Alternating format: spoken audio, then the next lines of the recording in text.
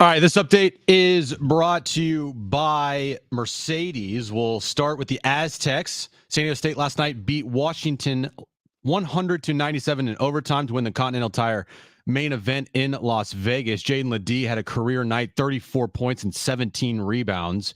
He was the most outstanding player in the tournament. Duh.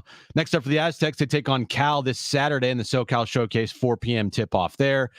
Aztecs football, final game of their season this Saturday at home, senior night, as they take on Fresno State for the fight for the old oil can. 7:30 kickoff, 5:30 is when our pregame coverage starts. And tonight, Monday Night Football, is the Eagles taking on the Chiefs in Kansas City, 5:15 kickoff there. And this update's been brought to you by Mercedes.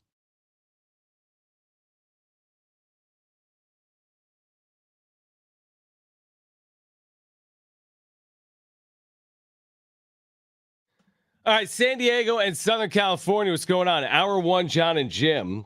Really good show lined up for you here today. Great giveaways. We have Legoland tickets to give away. We have San Diego State senior night tickets to give away Saturday at Snapdragon Stadium. I am back from Las Vegas. Darnay Tripp is with us as we continue sports wrap for the next 30 minutes. Can I start with a rant, guys? Let me guess. Hold on. I know exactly what this rant's going to be. Do you know what it is, Darnay? Darnay, you guess. Guess. No clue. You don't have Come any, on, no take guess? 3 guesses. Is it Las Vegas related? Indirectly.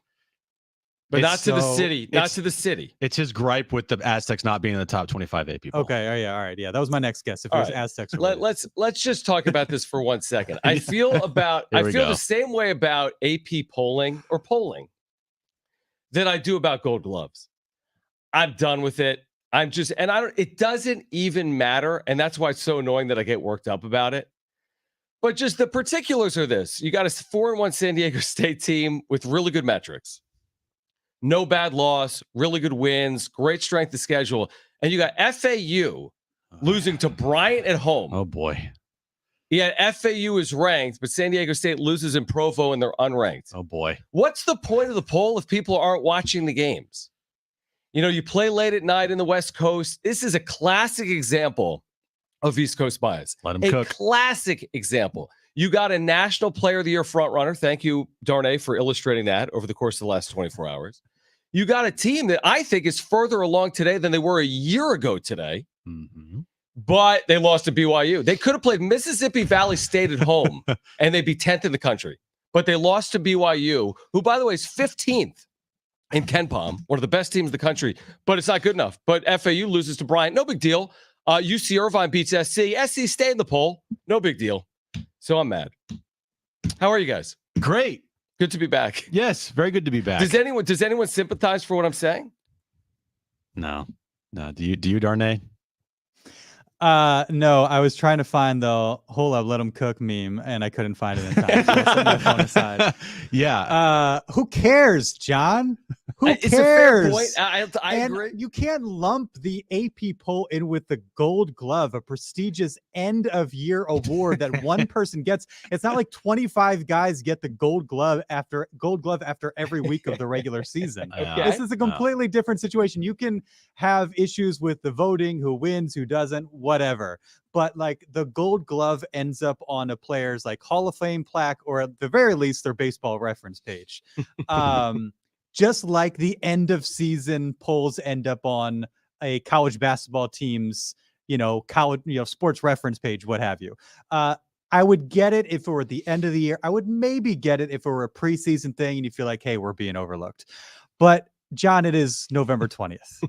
And 8 months ago, this team was going through the greatest run in its program's history and provided one of the greatest moments maybe the greatest moment in San Diego sports history. 8 months later, you were complaining about an early season poll. I would like to think an achievement like they had last season would give you some what's the word I'm looking for? Perspective, some perspective. But here we are in early November and you're going off about a poll because they're ranked, 29th instead of 25th. Who cares? No, I get it. I mean, John is the type of person that the second I woke up this morning and I saw my Twitter timeline, it was John complaining about the AP poll. I didn't complain that much on Twitter. Should have known that the first thing that he would want to talk about today would Not beat Jaedon LeDee potentially being a contender for National Player of the Year. Not we'll talk about that. Not the Padres probably going to announce their manager here coming up in maybe the next 24 hours. Who cares about that? Not that the Aztecs just beat St. Mary's in Washington. The Washington game was crazy. And had one of the most insane games that you could think of. The ups and downs against Washington last night. NFL weekend, college football weekend, San Diego State football looking for a new head coach. No. Let's talk about things that matter. Let's talk about the AP poll. The AP poll, which if you're looking at it, there's I think, very logical explanation on this. And I think we can then move on to because the game was played late at night? Because the game was played late at night. Yeah, but then why are you voting? If you have a vote, then stay up. Or give me the vote. I'll take the vote. And I'll just vote for San Diego State first in 30 polls. He would 100% Which is why you don't have a vote. Probably true. Yeah. Okay, so I'm fine. Let's move on. Can we talk about Jaedon LeDee for a second? Please. And if you listen, I think most San Diegans that are sports fans have been introduced to Jaedon LeDee. Yes, everyone talked about Lamont last year for the shot. The shot doesn't happen without Jaedon. If you go back to the FAU game and just the tournament in general, the FAU game, he has the 2 field goals before Lamont shot. And you know what role he played last year. But his emergence nationally and what he has meant to this team, it is not overstating when people are saying, and Darnay, you've illustrated it, I have as well, I think Jim has too. This guy is playing like one of the best players, if not the best player in the country. He is a complete wrecking machine. He does anything he wants against whomever. 34 points and 17 rebounds is utterly ridiculous in college basketball. Jim, you watched this game last night. You've watched all 5 games this year. He's doing things you don't see being done. He's quote unquote undersized. He's playing the 5. He's not even playing the 4. He's playing the 5. Brian Dutcher saying last night, is he the best big man in the country? He was asked that question. He said, I don't even see him as a big man. He faces up. He can shoot. He's got good ball handling. He's got good ball handling ability. This guy, and San Diego State has such an amazing basketball pedigree, Jim, but he's standing out among some of the greats in the history of San Diego State the way he's playing. He leads the country in scoring. He has scored 20-plus points in every single game this year. That's amazing. And if you just look at his college career so far, all the way back when he was at Ohio State, he's never averaged more than 7.9 points a game. That's amazing. In his entire career.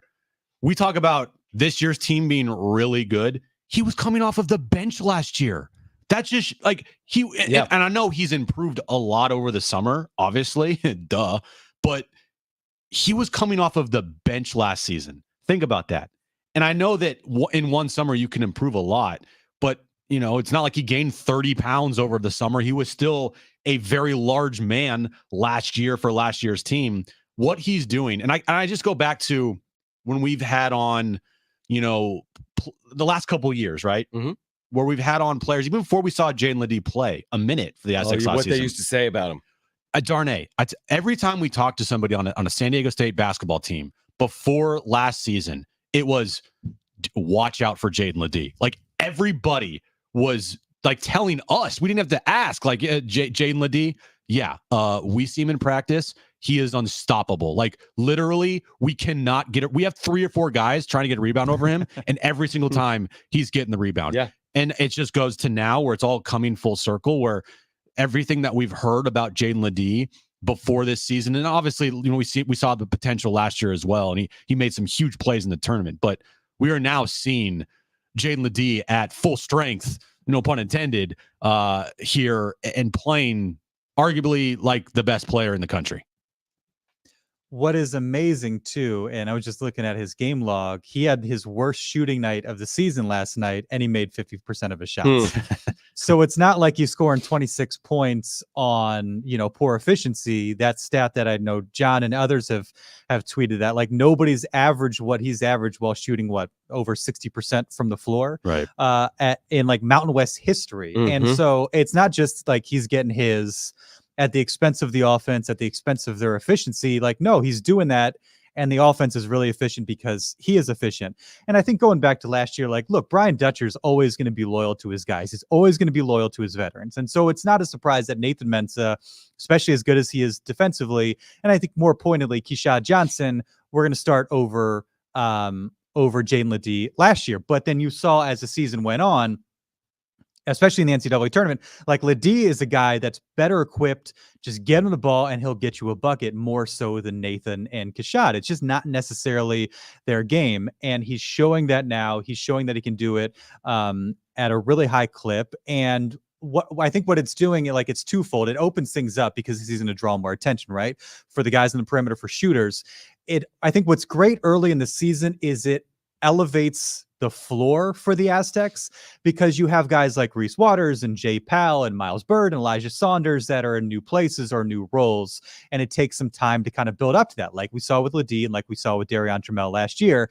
And so you have a guy that can kind of carry the load, elevate your potential. And as the season goes on, as those guys get more comfortable and more confident, it's not going to be a situation where if it's not Jaedon LeDee, it's nobody. Like, those guys will contribute, but in the meantime, early in the season, you can kind of put it all on his broad shoulders, and you see what this team is capable of. So how about this? 619 guys, 70470 started with team. Just to give us content. Says this, 619, relax, bro. LeDee is playing tomato cans. My response to that is this. Okay, here we go again. Darnay, you now have time to finally let him cook meme. Yeah, Darnay, whatever you clean the house. Yeah. Or Jim, go get me Diet Coke or whatever I drink. Kombucha. Nova. They've played the toughest schedule in the country for teams in the top 40. The toughest schedule in the country. So you say whatever you want. Well, this guy doesn't have a big man. He's playing 7-footers. He's 6'9". He's playing 7-footers. By the way, he did it last year in the NCAA tournament. Alabama 7-footers. Creighton 7'4". FAU 7'2". The Russian center. UConn, are you kidding me? Sonogo Klingen? Like, I would love to see right now, like, I'm watching Maui and Purdue's got Zach Edey. He's going to win the player of the year because it's Zach Edey, right? Oh, he's 7'5". He's on Purdue. They're number 2 in the country. I want to see Jaedon LeDee against Zach Edey. Did you guys pocket pick, by the way? Oh, there's the let it cook meme on the screen if you're watching on the Roku channel tonight, or if you're watching on, well, you can't see it on YouTube. So they haven't played anyone. Give me a break. So you tell me Zach Edey he's playing Samford, not Stanford. He's playing Samford. Yeah. Heading it tonight. So it's November. What do you want him to play? Bill Russell's not in college basketball. So what do you want him to do? It's not good enough for you? There's no Bill Walton There's out no there. Will Chamberlain. I'm sorry. It's not good enough for you. Give me a break. Yeah. And look, John, he might not end up being the National Player of the Year. No doubt. Who? He might not end up. Yeah, Of course not. He might not end up being a finalist. But No is doubt. he first team Mountain West? Is he Mountain West Player of the Year? Like, that's all this team needs him to be. They don't need him to continue the pace that he is. This team is probably better if he's not averaging 26, if he's averaging closer to 18 to 20. But you can't knock what he's done to this point. No, there's no knocking at all. Right. I mean, the teams that they have played this year have all been good. Like, they haven't played one cupcake, not one Chaminade, not one. I don't even know if Chaminade's even good. Not one like D2. Okay. Your point's valid. Yeah, not one like Christian college. No disrespect to any Christian colleges out there. What is that about? But Jim always has a way of slighting groups. They do have Point Loma Nazarene coming up. There's a Christian college. Jim, would you like to say anything about Point Loma? I'm not going to say anything about Point Loma because why do you they're hate in Point town. Loma so much, Yeah. Jim? This is weird. Okay, you know what? But a Christian college? All right, you know what? Shut up. My point being that every team that they have played this year has been good. Even though they beat Cal State Fullerton by 20 plus, even though they ran away at the very end from Long Beach State, who, by the way, beat Michigan in Michigan. Okay. St. Mary's yet to be determined if they're going to be like good or not, because they got whooped up by Xavier and San Diego State, but they're always like in it, and they're a Catholic school, so Jim's fine with there we go. Hey, Catholic schools doesn't count though. Catholic schools are fine for me. Not good enough. Yeah, not good enough actually. They got whooped. He has played good competition. The 2 7-footers last night for Washington, guess what? He fouled them both out. Yeah, it's amazing. So that's all you need to know. The way he's playing, you just need to watch these games. Every time you, like in the NFL, where you're like, well, Brock Purdy's not played anybody. He's got a bunch of good. It's like, watch the games. True. Is he playing well? Absolutely. Is he playing like one of the best players in the country? Absolutely. Is he playing like a National Player of the Year finalist and a Mountain West Conference Player of the Year and the best player on the Aztecs? Yes, just watch the games. Why do we always have to go this route of, well, if you played this person and this person, and all these hypotheticals? Like, yeah, give me it's a a break. face Zach Edey at Purdue. Real quick, because I had an issue with the pollsters. Let me just say this for 1 second. I have to get off my chest. And I love coaches, but Aztecs actually went down to the coaches poll. They beat Long Beach State, St. Mary's, and the University of Washington in 1 week, and they went down to the coaches poll. So let's leave it there. The other thing I wanted to mention while we have Darnay, because Darnay does a great job on baseball, NBC7 on Friar podcast. Not that you're not good on college basketball, Darnay. You don't bring up the Kristen College references like Jim does. If you were able to bring that to the table, I'd say you're very good on college basketball. Listen, do we have an established pitching market with the NOLA to the Phillies 7-172? And what is that going to mean here for Blake Snell and the Padres? I know there are a lot of questions. I know we're less than a week removed from the passing of Peter Seidler, and it's reasonable and fair for the Padres to take their time here completely. But now that this NOLA news is out of the way and he's been introduced and he's been extended and arguably took less, I think he may have said that, and he still got 172. What does it mean for Blake Snell, Darnay, and what does it mean for the Padres? That's a great question. Knowing Scott Boras, I doubt he's thinking about this the way we are as, oh, well, he only took, I don't know what the math equals to that per year. 24 and a half. Yeah, 24 and a half, mid 20s. Like, you only took that out. Maybe we can get him for somewhere in that range. I'm guessing Scott Boras, especially coming off a Cy Young season, is going to try and beat that number. But it does make it seem maybe a little bit more attainable. You still, though, have to wonder when the Padres are having to part with Scott Barlow because his $6 million is too pricey. You can go one of two ways. Maybe it's because they want to invest in somebody like Blake Snell, but it does give you some pause in terms of how much they'd be willing to spend. The fact of the matter is there's a lot of holes in that rotation to fill, and Blake Snell would fill one of those. And it's a place that he clearly, it would seem to want to be and enjoys pitching. But I'd say on one hand, it is encouraging. How much more confident am I that they can work out a deal with him? That part is hard to say, especially with the uncertainty with Juan Soto. If you're not bringing in Juan Soto, then that opens up a whole lot of money. And maybe you keep the Cy Young winner around just so you're not completely clear in the deck.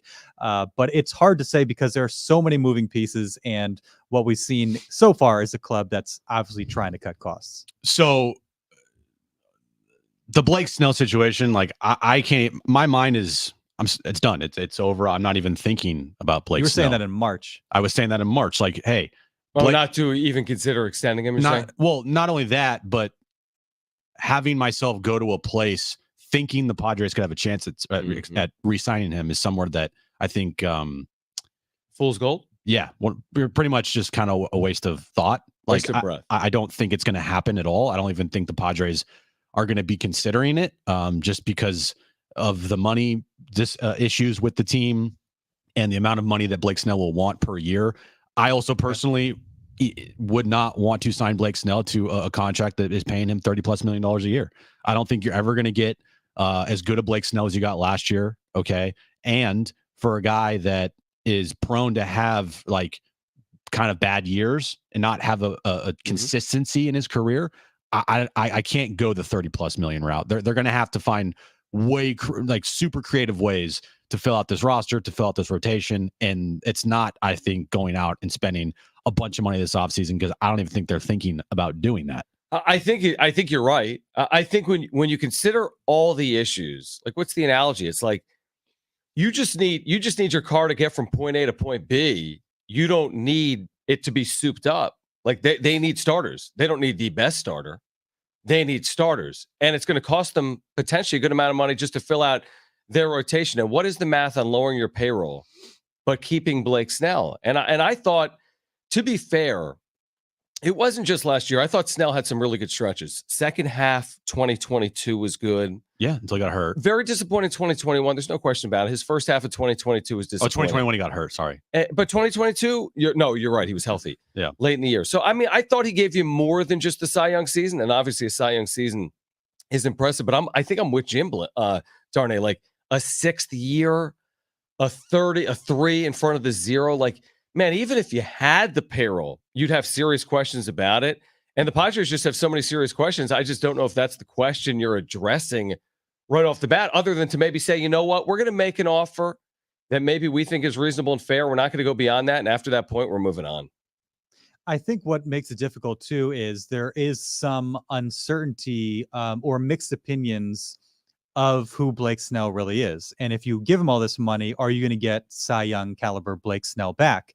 I think on one hand, he and Ruben Niebla seemingly tapped into something. And if you heard him talk after he won, you probably didn't because it was on like a private call with baseball writers. But if you saw what he if you saw what he had to say, clearly they found something. You figure out how to be the best version of himself with Ruben Niebla in San Diego. And if that's the case and they can replicate that, then you have a really, really good starting pitcher year in and year out, whether or not he's a Cy Young candidate. On the flip side, you have a guy that left like 87% of the base runners that got on when Blake Snell was on the mound stranded, which leads you to believe that things could have gone quite differently. They could have gone a whole lot worse. And so there's the flip side of the coin as well. Because there have been such dramatic highs and lows, and because of the walks and because of some of these other things that he says he and Niebla don't care about. They're like, fine, if there's a walk, whatever, you strike the guy out. Walk him. Yeah. Because of that, I think there's less confidence with him than maybe some other high cost starting pitchers that he's going to be able to kind of replicate the season that he had this year. I think if I've enjoyed covering Blake Snell, I've enjoyed watching him, I'd be totally fine if they brought him back, but I would understand that there would be a little bit of trepidation and uneasiness within the fan base and maybe within the organization that the season that he had this year, like you might not necessarily be paying for that. You could be paying for a guy who's 3.5, 4 ERA instead. Right. Yeah. In his entire career, he's had really 2.5 good seasons. His 2 Cy Youngs in the last half of 2022. That's been Blake Snell's career. And to sign a guy to a big contract and knowing, hey, screw it, I'll just walk these guys, I don't care. You would think over time those things will catch up to you. Anyway, real quick. So the next time we talk to Darnay will probably be when we find out, we'll already know who the next manager of the Padres will be, potentially. So before we get out of here, let's all give our who we're thinking that the Padres are going to hire. And let's do it quick. We have probably 30 seconds. That's all I wanted. Just one name. Yeah. There you go. Darnay, what do you got? Schilt. Phil Nevin. Okay. I was close with Phil, yeah, but I went Schilt. Okay. Write it down for next week. Well, we have an answer by I'd be next fine week. with Benji. I'm great with So Benji. am I. Team I don't Benji think it's as well. happening, though. Yeah. Darnay, first of all, happy Thanksgiving. Secondly, where can our listeners find today's Sports Wrap? Happy Thanksgiving to you and yours as well. And 9 o'clock Mondays on the NBC San Diego Roku channel, 9 p.m. Darnay Tripp, NBC 7. On the other side, the latest on the Padres managerial search. We're just getting started. We have great giveaways today. Legoland tickets, Aztec football tickets for Saturday. Jon and Jim.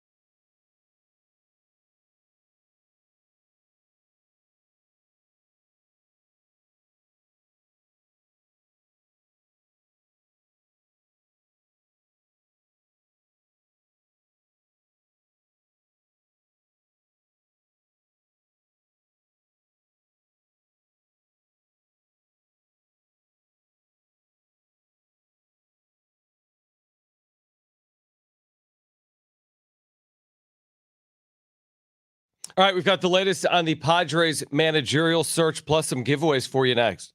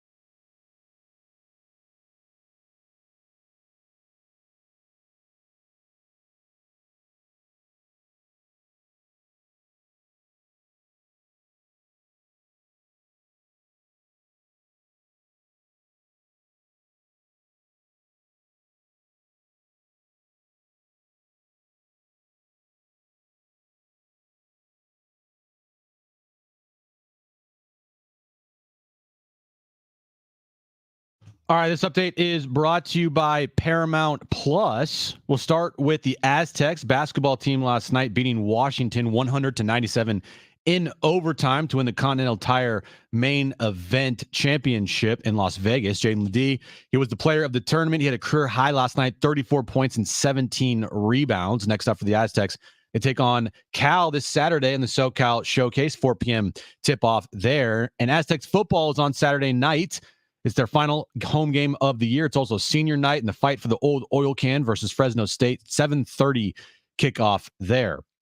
This Thanksgiving, Paramount Plus is serving up a tasty NFC East matchup. The Cowboys aim for another big win against the rival Commanders. It all kicks off at 4:30 Eastern. The NFL on CBS streams live on Paramount Plus. Did you like that? That was impressive. Yeah. You sound like a real voiceover actor. Yeah, look out, big voice guy. Yeah, Right. see, I didn't realize because I'll just be real here. I just pull up their updates and I just read them. Right. No, we know. You've said that Yeah. before. You're not You're not really fooling pulling back the anyone, curtain on believe it that or one. not. Believe it or not, you're not. Baconator? Bacanator? Bacanator. Bacanator? Yeah. And as soon as I started reading it, I was like, oh, this is an NFL read. Let me just go all in. You did. Speaking of the NFL, Adam Kilgore covers it for the Washington Post. He'll join us at 4 p.m. There's a big game tonight because it's the rematch of last year's Super Bowl. Oh, really? Between two teams that have lived up to the hype this year. Uh-huh. One of the teams has like Taylor Swift as its quarterback. The other Which is good. is the Philadelphia Eagles. So Eagles Chiefs tonight. Adam Kilgore, Washington Post, will join us at 4 p.m. I know everybody's wondering. Taylor Swift actually will not be there tonight. That's great. Cool. I could watch the game. Yeah. She I'll was watch supposed to be there, though, and hang out with Mama Kelsey. The parents were supposed to meet tonight because it's, Why couldn't they the meet? Kelsey Bowl. Couldn't you maybe meet 2.0. like after the game, before Saturday? Well, here's the thing, John. Her like concert tour in Rio got postponed, and so she has a concert tonight instead. She has a concert tonight in Rio. Yeah. I don't think she's gonna make it. She has a concert tonight in Rio and was considering going to be in Kansas City. No. I said she had a concert in Rio get postponed to tonight. So she was supposed to not have anything tonight, but the concert got postponed on Saturday, got pushed to tonight. So she was going to do Rio to Kansas City for this game. Yeah. Dude. That's dedication, bro. Yeah, that's how that's true. That's what happens when you have unlimited resources. When you have unlimited money. You can just go wherever you want at any time, doesn't matter. By the way, before we get into the Padres managerial search, last night's San Diego State-Washington game was epic. It was a really good game. Unbelievable game. It had everything you could possibly ask for. San Diego State, thankfully, found a way to win. I saw everything on social media. Oh, they blew a large lead. How can they do this again? This was their issue last year. Did you watch the NCAA tournament last year? Was San Diego State's issue holding a lead against Alabama or Creighton or Furman or FAU? It was an issue in Maui last year. It's a long college basketball season is my point. Trying to hold a lead when you're pressed for 5 minutes, it's not just San Diego State that can have trouble with that. And by the way, the Aztecs won the game. So all's well that ends well. You'd prefer to win it than lose it. But they're not the only team that's going to struggle at times with a lead late in the game trying to preserve it. It is college basketball. What Chris Acker told us when we had him on last week at the Aztecs blood drive. Yeah. It's exactly the type of problems that you want to have if you're a basketball team. Winning in games that you learn a lot of stuff from. Mm-hmm. You know, when you lose games like last night, if you lose that game, it's so much tougher to not only did we lose the game, on the things that caused us to lose the game. Having it be a win turns into, okay, these are good problems to have. We got the win, but we also get to learn a lot of stuff from that game. And that's the type of thing that coaches, I'm sure, love. I'm sure Dutch has looked at the last night's game. They got the win. They played really well down the stretch in the overtime, by the way. I think people forget that. Yeah, they did not play well down the stretch in regulation. But in overtime, they won on, I think, a 6-0 run to win that game. They did. And so you look at it for both things. It was a really compelling game. I mean, me and Aaron were watching on the couch. I turned to her and I said, why am I more nervous about this game than I feel like I was about the Final Four? I was like, I don't know why, but last night's game I was nervous for some. I think I was nervous. A game in Washington, a game versus Washington at a Continental Tire Invitational main event. Sorry, but anyway, it's a good problem to have, to learn things in wins instead of having to learn things in losses. And going forward, the confidence of this team is just going to keep growing and growing and growing if you win close games down the stretch like they did the other night versus Washington. 5th-year guard Darion Trammell, 4th-year guard Lamont Butler, 4th-year guard Reese Waters. They'll be fine. Trust me. And by the way, yes, the last minute of regulation was not good. Yeah. But what about the last minute of overtime? Yeah, that was good. They had a huge bucket from Jaedon to give them the lead, and three from Lamont, a huge three from Lamont, a huge steal from Lamont, and clutched free throws from Reese Waters down the stretch, and a good defensive play at the end to get a hand on the ball. Might got also a hand on the wrist, but still, whatever. It looked like it was a hand on the ball. Got him on the wrist. Doesn't count. It's okay. Good defensive play. In the end, they got the win. Aztecs Cal Saturday, San Juan Capistrano, 4 p.m. San Diego State, Fresno State, Saturday night, senior night at 7:30. We have tickets to give away for San Diego State, Fresno State at Snapdragon Stadium. We'll do that during Trainwreck Radio. Here's the update on the Padres managerial search. There's no update. They took last week off, obviously, to mourn their owner, Peter Seidler. It makes all the sense in the world. We were led to believe they were down to essentially 3. Mike Schilt, Ryan Flaherty, internal candidates, and maybe Phil Nevin, potentially Benji Gill. That didn't seem likely. And that's where we still are a week later, 6 days after the news of Peter Seidler's passing. Do we get news tomorrow or Wednesday? I guess maybe. Mm-hmm. If not, maybe it's the week after. But there is no real news. It's something we've been following now for 1 month. Since Bob Melvin left for San Francisco, it has been 1 month. Mm-hmm. But you've had the week, again, of Peter Seidler's passing, and we're just waiting. I guess it could just come at any moment at this point. Yeah, it feels like there's 4 guys, and I wouldn't put the great odds on any of them. I would say it's pretty much even, it feels like. Right. I don't feel like someone's running away from the pack. It's between Flaherty, Schilt, Gill, and I think Phil Nevin. Mm-hmm. I think those are the 4 guys that it's between. And I wouldn't be surprised by any of them. Me personally, if I were to choose, the pecking order of who I'd want the Padres to hire it would probably be Benji Gill, Phil Nevin, Mike Schilt, and Ryan Flaherty in my top 4, I think. I think Ryan Flaherty would be not the worst of the 4, but it would be the hardest to sell to the fan base. I think it would be a situation where you're gonna be in for a lot of scrutiny again if it doesn't work. You're probably making your final hire, even though we said that after after Jay Stingler. And the Benji Gill aspect of it all, I like where Benji Gill, his persona. I like that he is a native, essentially. I like that he has also managed before. He's managed big personalities. He potentially could relate to the players unlike any other manager has with this team. And then Phil Nevin, we've talked about it with. He has managerial experience. He's a former player. He's well respected. He's been a Padre before, obviously.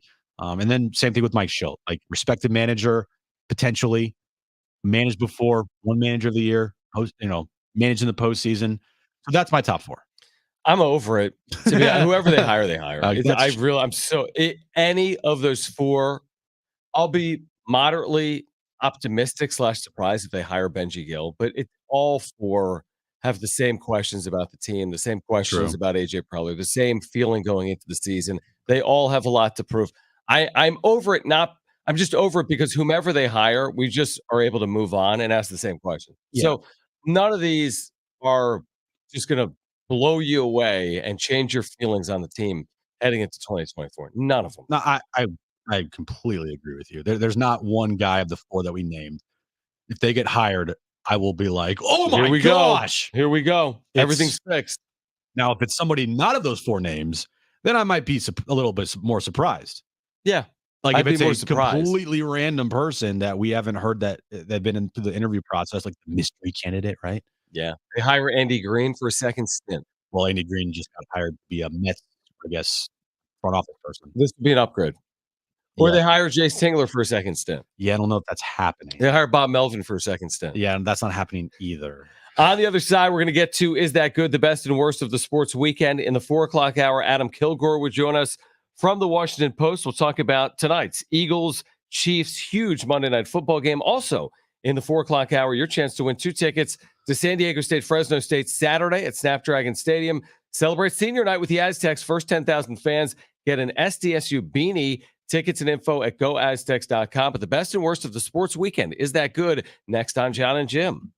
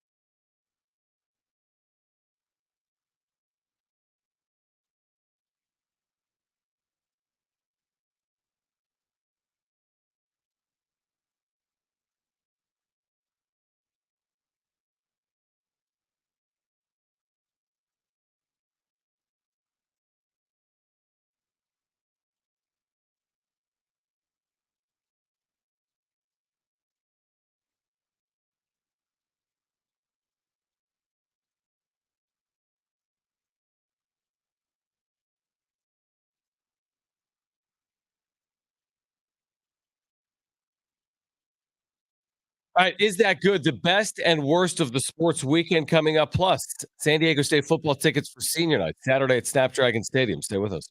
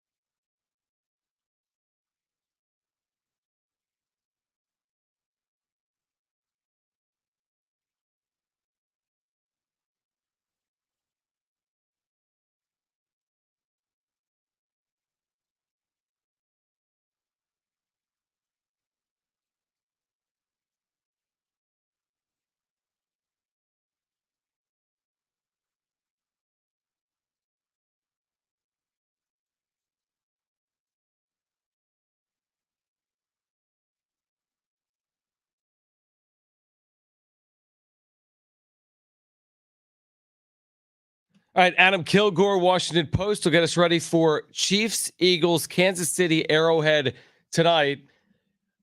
During rain showers, I think rain is in the forecast. Really? 44-degree high today in Kansas City with rain in the forecast tonight and wind tonight. I hope it's a good game at least. I hope so too. I think it will be because I mean this is one of the top matchups of the season theoretically, and to have it be affected by potential weather, I always hate that.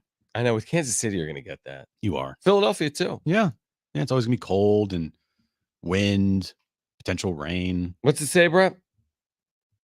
It's gonna rain. It's gonna rain, right? Yeah, Ollie Williams from Family Guy. It's gonna rain. Yeah. There's a 60 to 50% chance of rain for the next 4 hours. And I want to say the Chiefs are somewhere between a 2 and 3 point favorite, maybe 2.5 points, somewhere in that neighborhood, which makes sense. Yeah. They're at home. They get the 3 points. They're evenly matched teams. I want to ask Adam Kilgore this coming up in 15 minutes. I mean, what are the odds? One of these two teams will be in the Super Bowl, right?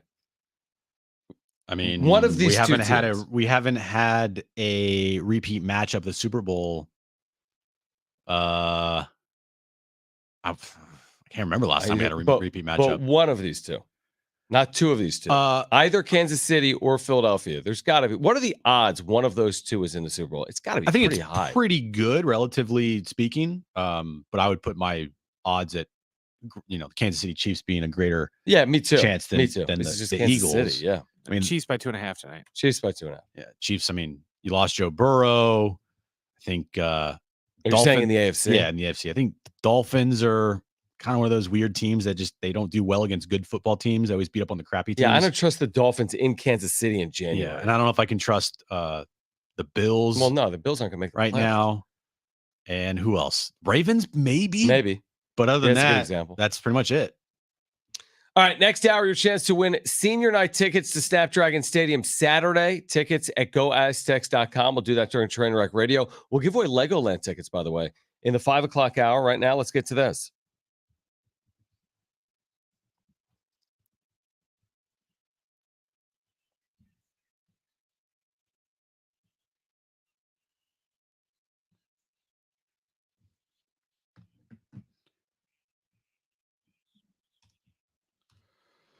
I think Brent's okay with this outcome, but the Lions-Bears game yesterday, you're not okay with that, even though you know it helped your draft stock, and no, you're still mad about that? Okay. Half and a half.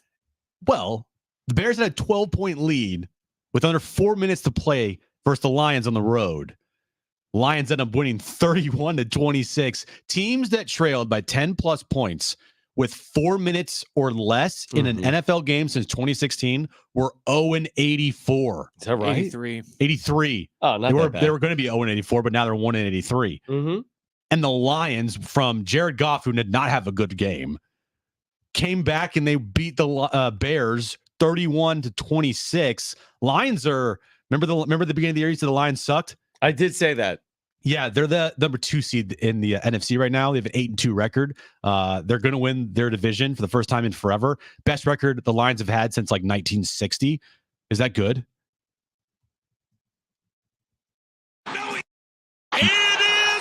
It's both. It's like half. But I thought you were talking about is it good for the Bears? It's good for the it's good for the Lions. Yeah. It's good for the Bears. To be determined. I mean, if the Lions end up in the Super Bowl, I'll be impressed. Dude, my chiropractor, Raphael, biggest Lions fan I know. That's because there's only like one. There's only a couple, and he's one of them. Shout out to you. But he is like, dude, I can't believe what's happening right now. Like, he's like, I can't believe what's happening They've right won a playoff game in 30 years. Yeah. All I know is this is going to be like the first year in forever that everyone's not going to bitch about, why do the Lions have to play on Thanksgiving? Yeah, true. They're Good point. awful. Actually, good team.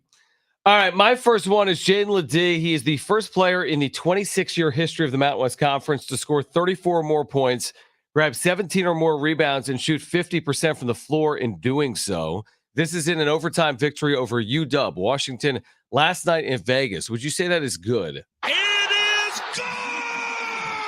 Yeah, he was amazing. Yeah, he was really good. Really good. He was really good. I'm stealing from your rant to start the show today. Oh, here we go. The Aztecs, even though they're 4-1 on the year, have one of the top ranked offenses and defenses in the country. And they swept the Vegas Continental Tire main event, beating St. Mary's in Washington. Yet they're still not ranked in the top 25. Is that good? It is good! It is? It's good that they won. It is good they won. Oh. Brent, how do you like this one? Max Verstappen winning his 18th race Saturday night, the Las Vegas Grand Prix inaugural running. He's won 18 of 21 Formula One races this year. How's that even possible? Including in the final lap Saturday night in Las Vegas, passing someone for the win, I think. I don't know. It looked cool.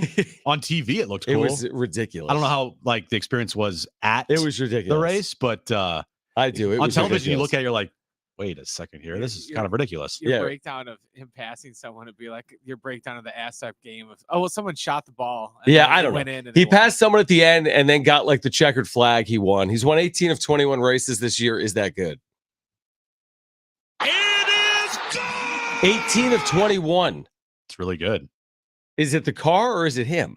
That's a very good question, John. I have no idea. Yeah, is the car just better than The car everybody must else? be amazing. And is Max Verstappen just a system driver? Is he a system driver? I don't know. just like everyone's saying Brock Purdy's a system quarterback. Maybe. Brock Purdy yesterday had a perfect quarterback rating, 158.3. That's good. Only two other quarterbacks in the history of the 49ers franchise has posted games of perfect grades. Montana Young or Kaepernick and Jimmy G? No, it was not Kaepernick and Jimmy G. It was the latter. It was Joe Montana and Steve Young. Okay. Yeah. So Jeff Garcia. Yeah. Right. Tim Rattay, Sean Hill. No, Brock Purdy, after his 2.5, I guess 3 bad games, right? He had a really bad game against Cleveland and whatever. He's come back after the bye week and he's played out of his freaking mind. Brent, is that good? It is good! All right, my final one doesn't really apply, but I'll mention it anyway. Michigan, Ohio State, Saturday, right? Is that a big game? It's a huge game. Michigan is favored against Ohio State for the first time in 5 years. Well, they're at home. Yeah, well, they've won the last couple of games as well. They're both undefeated. They've been at home Well, twice the last 5 years as underdogs as well. True. Michigan favorite at home against Ohio State this weekend. Is that good? Not good. Are you kidding Not me? good. Harbaugh's for still my- out, right? Harbaugh will Yeah, be out. he's done. Yes, he's done. This is the final game that his suspension will last, and then if they win, they're going to go to He's the back. the Big Ten title game. Even if they lose, do you think that Not top 4. they won't be top 4? No way. I think they'll use it against them. No, Yeah, they because can't- at that point, You can't you've- lose at home, right? Yeah, at that point, you have Ohio State in, you have Georgia in. We'll see about Florida State because of their quarterback. You have University of Washington who's undefeated. You have Alabama with 1 loss. They won't get the benefit, I wouldn't think. It should be at the end of the year. You got Georgia. You have the winner of Michigan State, Ohio. Michigan, Ohio State. Michigan State, Ohio State. Sorry. Michigan, Ohio State. Yeah. Not Michigan State. The winner, whatever. Sorry, my bad. Yep. The winner of that game. You messed me up. No, you said Michigan State twice. And then Washington, if they end up beating Washington State in the Pac-12 title game, the final Pac-12 title game. That's not the Pac-12 title game. It's But not? No, Washington State's terrible. But if they win the Pac-12 title game against Oregon, the winner of Washington, Oh, Oregon they play should Oregon be again? in. They will, yeah.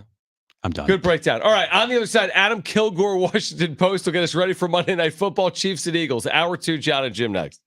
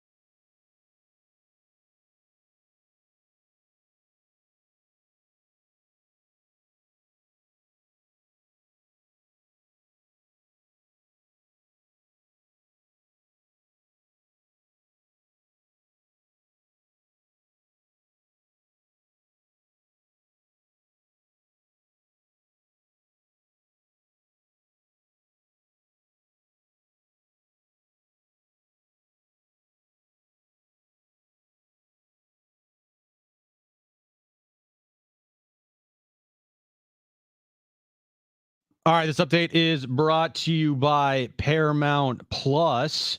We'll start with the Aztecs last night. They beat Washington in the championship game of the Continental Tire main event, 100-97 in overtime. Jaedon LeDee had a career night, 34 points, 17 rebounds. Next up for the Aztecs, they take on Cal this Saturday in the SoCal Showcase, 4 p.m. tip-off there. And Aztecs football final game of their year this Saturday at home. It's senior night, and the fight for the old oil cans to take on Fresno State, 7:30 kickoff. Of course, you can listen to pregame coverage starting after the Aztecs game right here on San Diego Sports 760. This Thanksgiving, Paramount Plus is serving up a tasty NFC East matchup, arguable, when the Cowboys aim for another big win against the rival Commanders. It all kicks off at 4:30 Eastern. The NFL on CBS streams live on Paramount Plus.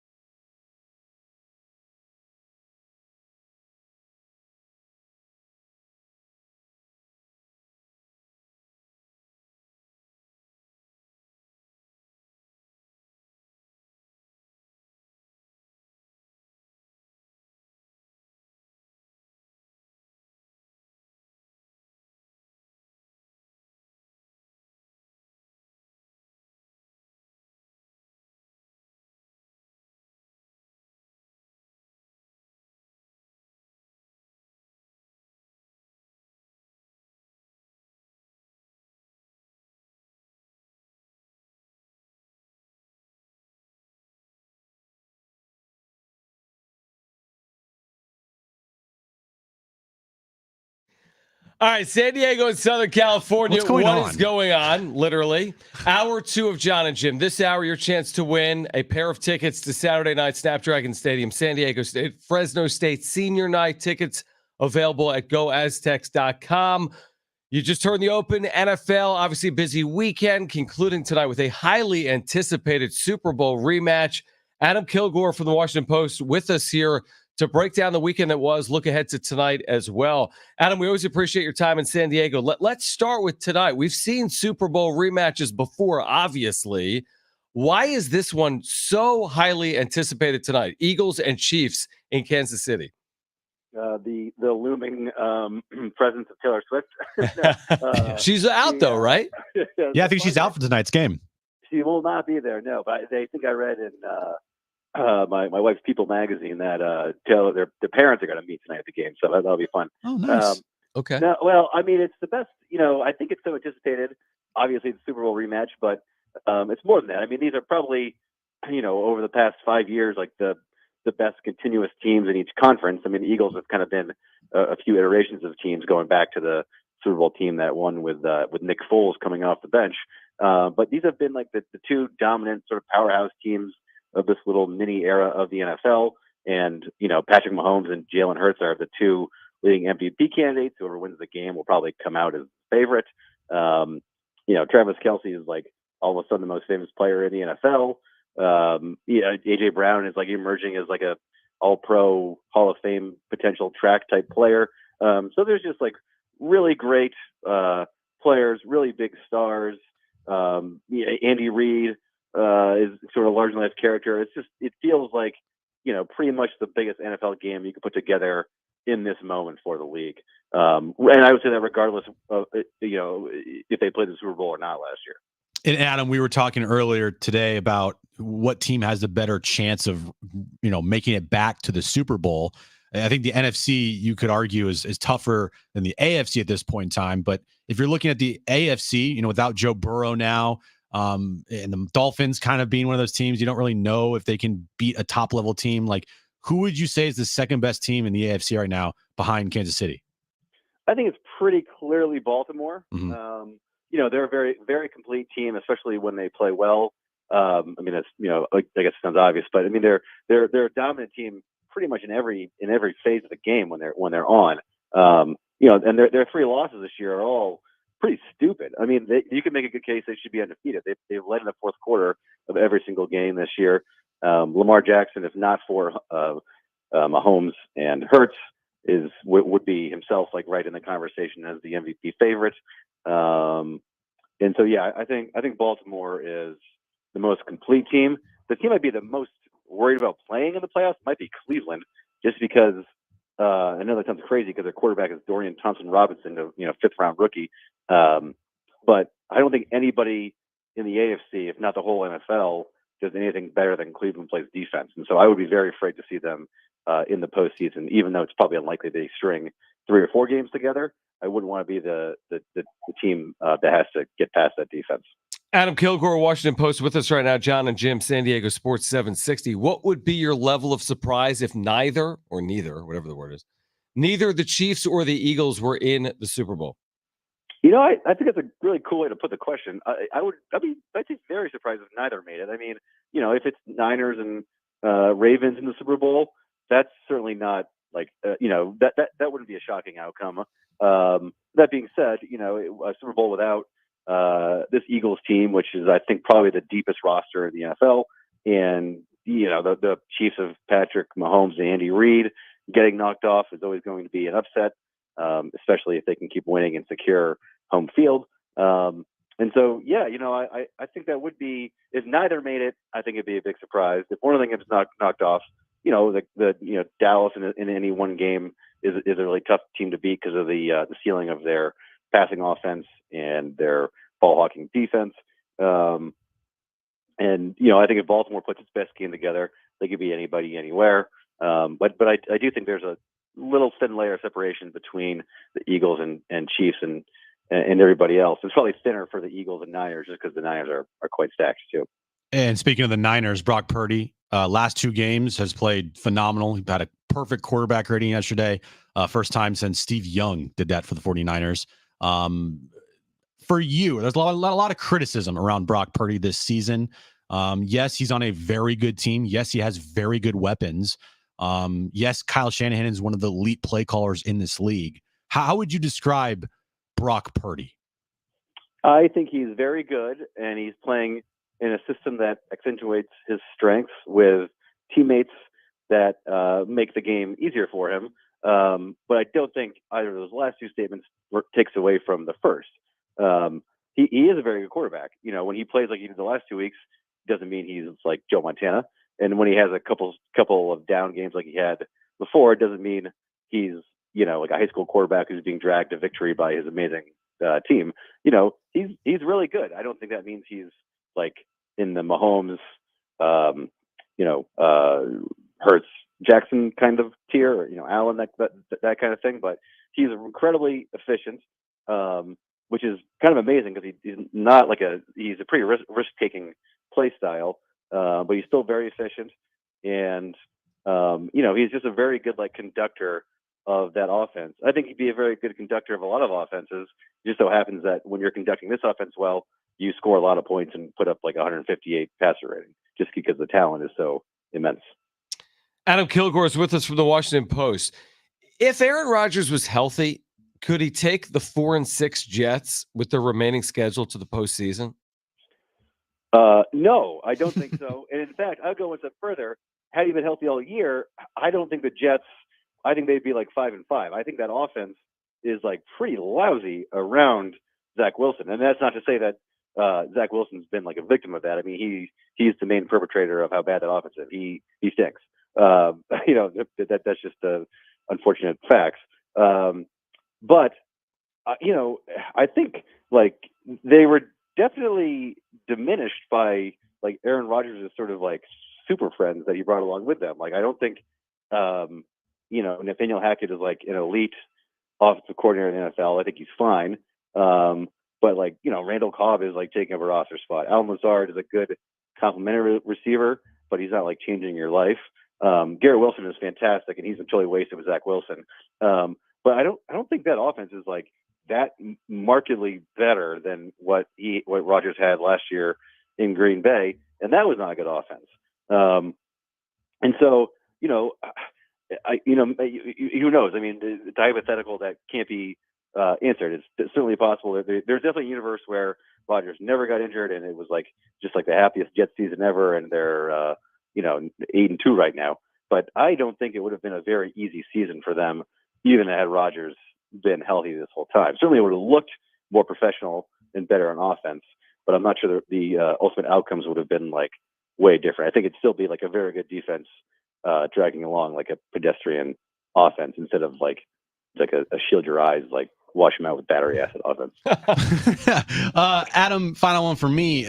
Look, before the season started, there was buzz with the Lions because of how they finished last year. Where they're at right now, just a game out from being the top seed in the NFC. I think if the Eagles lose tonight, yes, they're going to be tied with the Eagles, the top seed in the NFC. Would you, with their schedule, I know it's not a great schedule. You look at it and you're like, they can ring off like, 13, 14 wins potentially. But do you think they're good enough? And can you envision them potentially hosting or being in an NFC title game? I could see that. I mean, I think the path is there. Like you said, the schedule and the Eagles' schedule is pretty difficult. Starting with playing at Arrowhead tonight. But yeah, I mean, the Lions, first of all, I was like totally wrong on the Lions. I thought they were sort of like going to be the chic team that falls apart under expectations and, had like built on like kind of a good but flimsy run last year. But that's totally wrong. I mean, they are awesome, especially on offense. I mean, they played like crap yesterday for like 3 3/4 quarters and still ended up winning. I mean, that's which is, playing like crap is not a sign of a good team, but being able to win the games when you've got like your, C- to D+ game, that's a mark of a really good team. Even if you're playing an opponent like the Bears. So I was really impressed by what they did yesterday. If I had one worry about the Lions, their defense is like showing signs of its problems of last year. Pretty like a lot of guys running open in the secondary, like surprisingly bad, really bad tackling yesterday until the very end of the game. Aiden Hutchinson is like a one-man pass rush, so that really cleans up some problems. But on the plays when like he doesn't get home, there's some vulnerabilities there that they need to fix. But their offense is like so efficient, so impressive. Jared Goff is just like straight up a good to very good quarterback now in Ben Johnson's system. Amon-Ra St. Brown might be like the most underrated player in the NFL. He's incredible. The rookie Laporta at tight end is a great player. So they've got talent everywhere. Dan Campbell's, proved himself to be like a really good coach, not just in the way he galvanizes that team, but the way he runs the game and manages the clock and all that kind of stuff. I think he's very aggressive in a smart and positive way usually. So yeah, I do think based on schedule, based on the talent they have, based on the kind of the spirit of that team, that yes, they could reel off. They get to 13 or 14 wins, and the Eagles stumble once or twice, and yeah, the NFC Championship game could be in Detroit, Michigan, of all places. Wow. Who wins tonight? Oh man, well, I'll say that I think I'm gonna pick the Chiefs. I just think it's impossible to pick against Mahomes and Arrowhead while Andy Reid's coming off a bye, even though the Eagles are also coming off a bye. I think the Eagles probably have the better roster, but they don't have Patrick Mahomes, and so I'm going to pick the Chiefs. Adam, we always appreciate it. Happy Thanksgiving. Enjoy tonight. Should be a good one. Adam Kilgore, Washington Post. Appreciate it. All right. Happy holidays, guys. All right. Happy holidays. Adam Kilgore. Chiefs, Eagles, Niners, Lions. He said he was Bears, with me on the Lions. What? He was with me on the Lions. Yeah. And you were both wrong. It's okay. He admits it. I think the problem a lot of times is like when you're wrong about things, it's just like not you, but just in general. People are afraid to say like, yeah, I was wrong.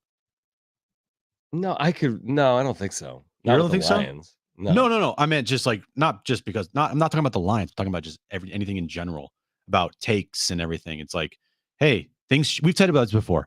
Things can change. We can say one thing like, hey, we think AJ Preller should not be the general manager of this team anymore. And then you can go out this offseason and make a bunch of good signings and good trades and say, hey, he had a really good offseason. Like, both can be true. Well, you talk about every single day, you're going to be wrong a lot. I mean, obviously, when you're talking about it in real time, it's like we have the benefit to be critical of AJ Preller's moves because his moves are real. They're transactional. For sure. Where our opinions can differ. Oh, yeah. And it's like being a weatherman. I mean, if you say it's sunny and it's cloudy, who cares? There's no accountability. It's not tangible. If AJ Preller trades for Juan Soto and you don't win, it's tangible. There's evidence to suggest it didn't work out. So yeah, who cares? We're wrong all the time. I know. I'm wrong literally 75 to 80% of the time. No, higher than that. More like 95% of the time. Like 99% of the time I'm wrong. So here are the things we're waiting on related to the Padres. It's November 20th. Brent's going to win this bet on the Padres managerial hire. I think he said the 27th. We laughed in his face. He's right. We're wrong. Yep. So we're waiting on that. And then we are 2 weeks away from the start of the winter meetings. So that is 2 weeks from today, I believe, or maybe yesterday. 13 or 14 days away. These are in Nashville. I'm hoping between now and then, obviously, for a manager, but also to find out during the course of the winter meetings if we get a clear direction on Soto. Will we entertain offers? And also on Snell.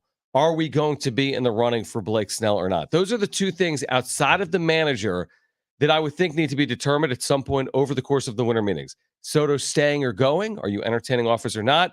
Blake Snell, are you seriously in the bidding for him this winter or not? I hope to learn that at some point in early December. One thing I think we have learned, making the trade on Friday for De Los Santos, former Padre farmhand, getting Scott Barlow's, projected $7 to $8 million that he was going to make in arbitration off the books, and then also non-tendering, Tim Hill and Austin Nola, saving a total of about potentially $9 million. I think that right there, even though you can consider it a small move, right? And small moves, they're not like big transactional, like, hey, they traded Juan Soto, right? Right. And with everything that's been reported, I think you can kind of see the direction that they're going to go. Yeah, definitely. They're going to have to make savvy trades, or at least attempt to make savvy trades to replace players that were making a lot of money or going to make a good amount of money, and then bring those guys in who are not going to make a lot of money, but also hope and try to find those guys that you can get potentially the same production. Like they're going to need to replace Seth Lugo, who's going to probably make around 15 to 20 million a year. Okay. You need to find a guy that's making maybe like 4 or 5 million a year and potentially put out the same production that Seth Lugo did this past season. Same thing with Michael Wacha. Same thing with Nick Martinez. Josh Hader. I don't think they're going to get the same production out of a closer on the, potentially Robert Suarez on the team. But you get my point is they're going to have to make, and they're probably going to make all the moves they make this offseason are going to be trades or, signings of guys that were like, who's that guy? And they're going to bank on them, outperforming whatever money they give these guys. That's got to be the game. I agree with you. And I think, to be fair, Preller's done decently in that game. I mean, he's the one that found Lugo and Wacha. Now, that doesn't guarantee he finds the next Lugo or Wacha. He's the guy that typically has found affordable closers. He gave Robert Suarez a good amount of money. I'm not trusting him to get everything right, but I'm also not thinking that he's going to get it wrong. Like, I think he's been decent in that space with the a little bit of under the radar. Let's spend within means and get a piece that can help us. And let's make these contracts somewhat unique where you got a player option, you got a team option, and go from there. I also think that for the first time, maybe in his tenure, he has to rely on his system. He has to rely on a system to pay dividends. I don't know if it's day one or not. I kind of think it is. I think there are going to be some names on the opening day roster. You say, wow, he's unproven. Wow, he's unproven. And you're going to have to count on these players to pay dividends because they're just not, it's not going to be all via free agency. Even if it's under the radar free agency moves like Lugo and Wacha, I don't even know if they have the money for that. 8 million here, 8 million there, all of a sudden is.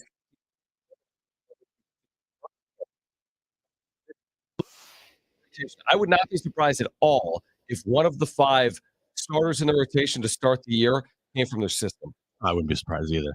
I wouldn't be surprised if you look at their roster next year, their 26-man roster opening day, 4 guys maybe from their system. Is set to make debuts or with less than a year of service time. Yeah. A couple in their rotation, maybe one in the bullpen, couple on the bench. Like, if all of a sudden Jackson Merrill and Graham Pauley are on this opening day roster next year, along with, I don't know. I don't think Robbie Snelling's a guy that could be an opening day roster person. But you get my point is like, hey, a couple guys from the minors, Pedro Avila's in the rotation. Like, you know what I'm saying? Like that type of thing. I wouldn't be surprised. And then it's going to put a lot of pressure on the big names to actually perform at a high level. And they didn't do that all last year. So it's going to be a very interesting offseason. I'm with you. The direction is something that maybe we find out more whenever they have the introductory press conference for the manager. Probably not, because it's going to be about that manager more than the direction of the team and Juan Soto. But the next couple of weeks are going to be very interesting. You see the Nola deal, the Aaron Nola deal for the Phillies, and I just immediately thought to myself, if I'm Blake Snell, I know the AAV isn't around, it's in over the 30 mark for Aaron Nola, but if that guy's getting 170, I better be getting 170. Yeah. Like years, okay, we can talk about that, but I'm not getting anything less than 170.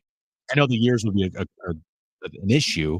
Like you're not going to give Blake Snell 7 years for 170, but You wouldn't give him. You're saying he's not getting 7 years? like I don't. If he's getting 7 years, I think he's looking at the AAV to be around 30 million. Okay, so you're saying he outpaces Nola in either average annual valuation or years, or both? I would say the AAV would be Higher. higher. Okay, so you could actually then what you're actually saying is you could actually see him take less money if he took less years. Because 6 years, I'll give you an example. 6 at 28 is Mhm. less than 172, Okay. right? What about 5? What did Nola get? 7? 7. I'd have to do the math, but it's like my point is he really gonna get a 7th year? Like, now he's a Cy Young Award winner. He's gonna get a 7-year deal. He absolutely could. Good. But if he does, to your point, he's gonna get $200,000,000. He gets more per year than Nola, Yeah. and he's targeting $200,000,000. If I'm him and I'm Scott, like, yeah, of Well, course. no, I get it, but it's like, man, someone's gonna spend $200,000,000 on Snell, who's had, to your point, 2 spectacular years and 5 pedestrian years. $200,000,000? I know. There's all they need is one Shouldn't team. be the Padres. I mean, it won't shouldn't be. It won't be at Padres, that no. point. And I know people would be upset about it. Like, we love Blake Snell. Look at his career.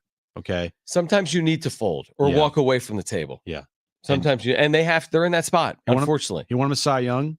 He's outpriced, and he's not a pitcher. I think giving a long-term deal for that much money to would be wise.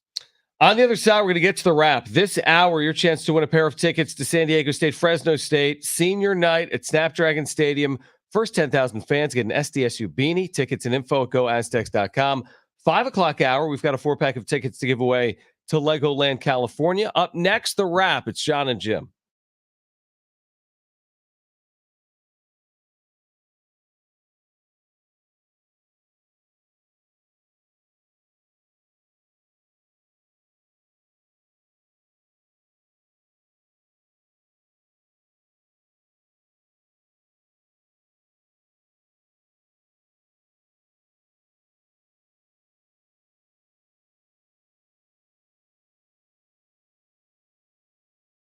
Aztec fans, San Diego sports fans, I've been telling you about the perfect holiday gift. Black Friday is almost here.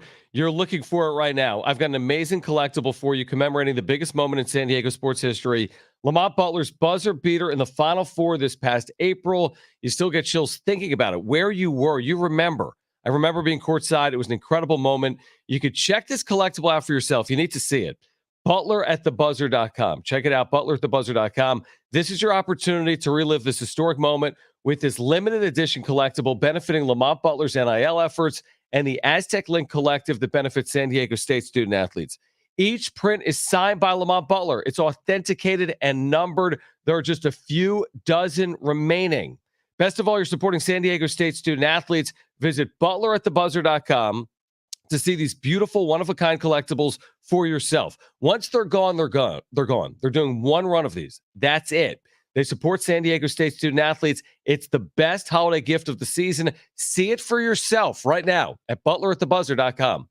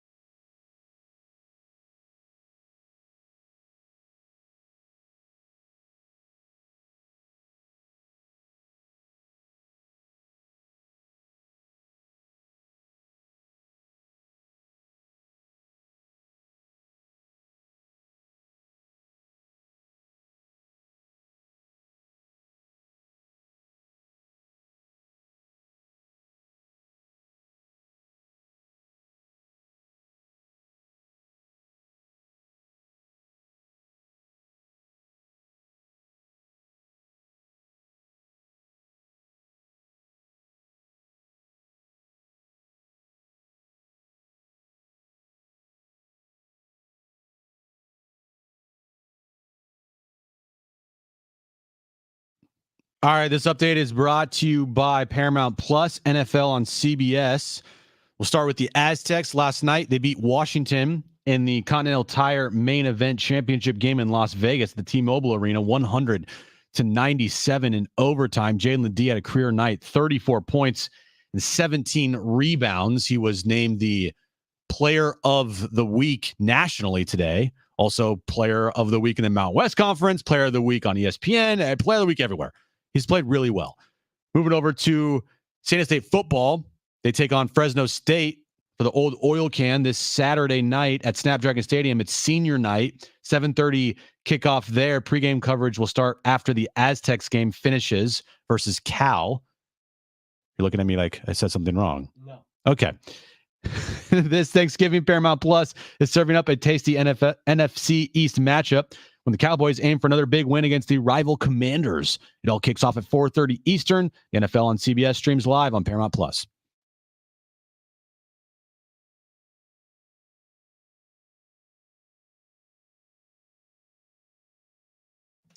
Jeff Smith, Mesa Foundation, saw him in Vegas. We've had him on a number of times. Exciting new partnership announced today with Nova Brewing, our friends over at Nova. Nice hat, by the way. Thank you. Got my Novo Brewing cap on. Must be We'll nice. talk to Jeff Smith coming up at 5:30 this afternoon. Later this hour, your chance to win a pair of tickets to San Diego State, Fresno State, Old Oil Can on the line. Saturday night, Snapdragon Stadium. Tickets are available at goaztecs.com. We'll play Trainwreck Radio coming up in about 15 minutes. But right now, let's do this.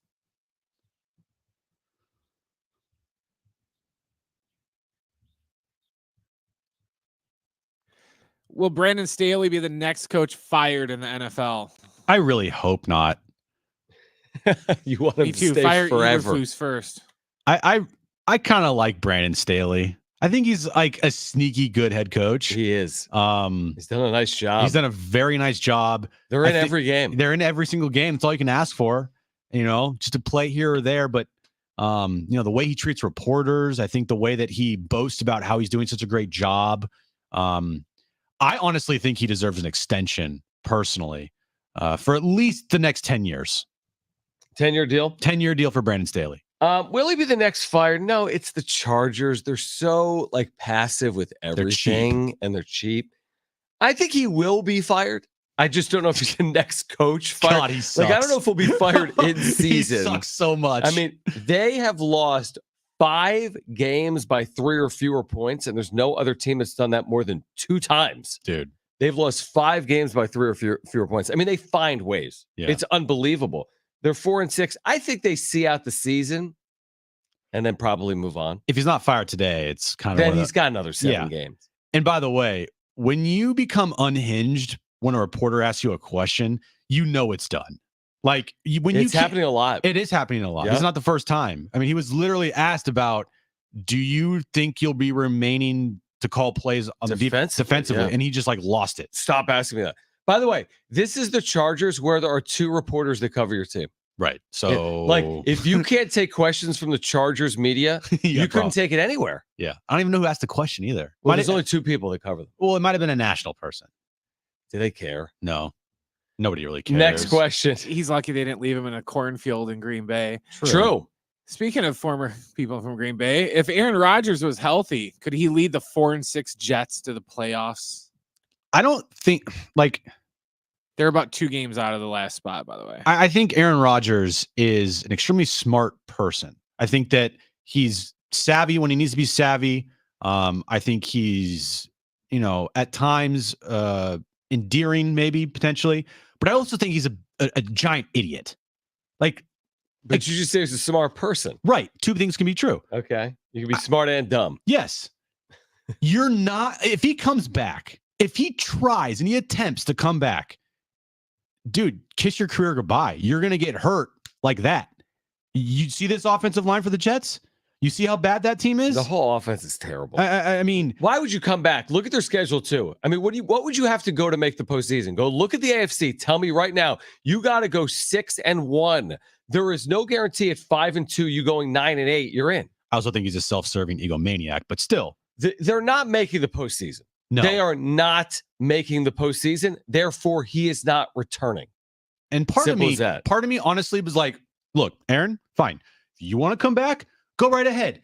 Guess what's going to happen to you? You're going to blow out your ACL Get again, hurt. and you're going to be done for your career. But if you are so stubborn He's and not want to come coming back, then come It's back. all a show. I know it is all show because Yep. he's an ego. He just wants the attention. This is the Jets' remaining schedule. They got the Dolphins at home, Lost. Yeah. Falcons at home, Probably Whatever. loss. Texans at home, Loss. Dolphins on the road, Loss. Commanders at home, Winnable. Tie. on the road at the Browns, Loss. and then they finish the season in New England. Who cares? Okay, they're going to win 2 games. Two And or if they had him, they'd win 3 or 4, but Yeah. they'd have 7 wins. I mean, he's talking about practicing in like 2 weeks. Great. months. They'll be done. 3 months after his ACL surgery. They're done. Or his Achilles surgery, whatever he got. Next question. So stupid. It's attention. He wants people to listen to McAfee tomorrow. Did you hear what Travis Kelce said real quick before we get to it? He came back at Aaron Rodgers and said that, well, you know, his game days are on Tuesdays. I actually play on Sundays and Mondays. Next question. That's funny. Is tonight a revenge game between the Chiefs and the Eagles? I don't think you can look at it that way. Even though there's a lot of players on the team Ton. that are the same. But it's a regular season game. It's hard to look at revenge games in the NFL when you're not really division rivals, right? If it was the Cowboys, it'd be one thing. But the Chiefs, when was the last time the Eagles played the Chiefs in the regular season? I have no idea. Exactly. So I don't think it's a revenge game. I think it's just another game on the schedule that's heightened because it's Monday Night Football. Yeah, you can't look at it like a revenge game if you're Philadelphia. It doesn't make any sense. You have No. way too much to play for this year. To answer your question, they met in the Super Bowl. No, I said besides the Super Bowl, like in regular October season. 3rd, 2021 in Philadelphia, a 42-30 Chiefs win. Okay, so so it's been a few years. 2 years ago. Couple of years. Yeah, no, it's not a revenge game. It's just a big game. Yeah. For both of these teams, it's a very big game with a lot on the line, a lot of tentacles to it in terms of seeding in both the AFC and the NFC. If Philadelphia wins this game, that to me flips the conversation about, oh, the Chiefs are clearly the best in their conference and the Eagles. If Philadelphia can win this game, most will say Philadelphia is the best team in the NFL. If Kansas City wins this game, everything's the same, status quo. The Chiefs remain the best team in the NFL. Next question. Is Brock Purdy back in the MVP race? Dude, I know you didn't see it or hear it, but Nick Wright last week said that if Baker Mayfield were the starting quarterback for the 49ers, they would be a better team than the 49ers with Brock Purdy on it, and that they would have a better Super Bowl chance to win with Baker Mayfield over Brock Purdy. So does that mean Baker Mayfield should be the MVP? Maybe. If we're arguing that Purdy should be? I don't know how you can't put Purdy in the MVP discussion. Well, okay, who are our top candidates? Patrick Mahomes, Hurts, Lamar, Tua. Brock Purdy. Okay. So if you want to say, what was the exact question from Brent? Is Brock Purdy Back in the race. In the race. Maybe. I mean, maybe he's in that top Yeah, 5, 6. We didn't say, I didn't say like, is He's Brock not Purdy the front MVP? runner. The front He's not the runner. front runner. If the Niners finish this year as like the 2 seed or even the 1 seed, which is still a possibility. Yeah, But definitely. if they finish the year as a 2 seed and Brock Purdy leads the league in like QBR, throws for 30 plus touchdowns, no one in the league's, going to throw for, I think 50 or something crazy number like that. Has 4,000 plus yards, has like 112 plus quarterback rating, like leads the league in that. I don't know how you can't put Brock Purdy in the discussion. In the discussion, I think that's reasonable. For whatever reason, he does get He has a lot of gets hate. critiqued more than like anyone that's on a good team. Yeah, and it's mostly by people that Nick Wright. that literally just want to hate. And by the way, it's not just Nick Wright. It's like Shannon Sharp, who doesn't watch the football game, because if you watch the football game, he wouldn't say things like all Brock Purdy does is dink and dunk.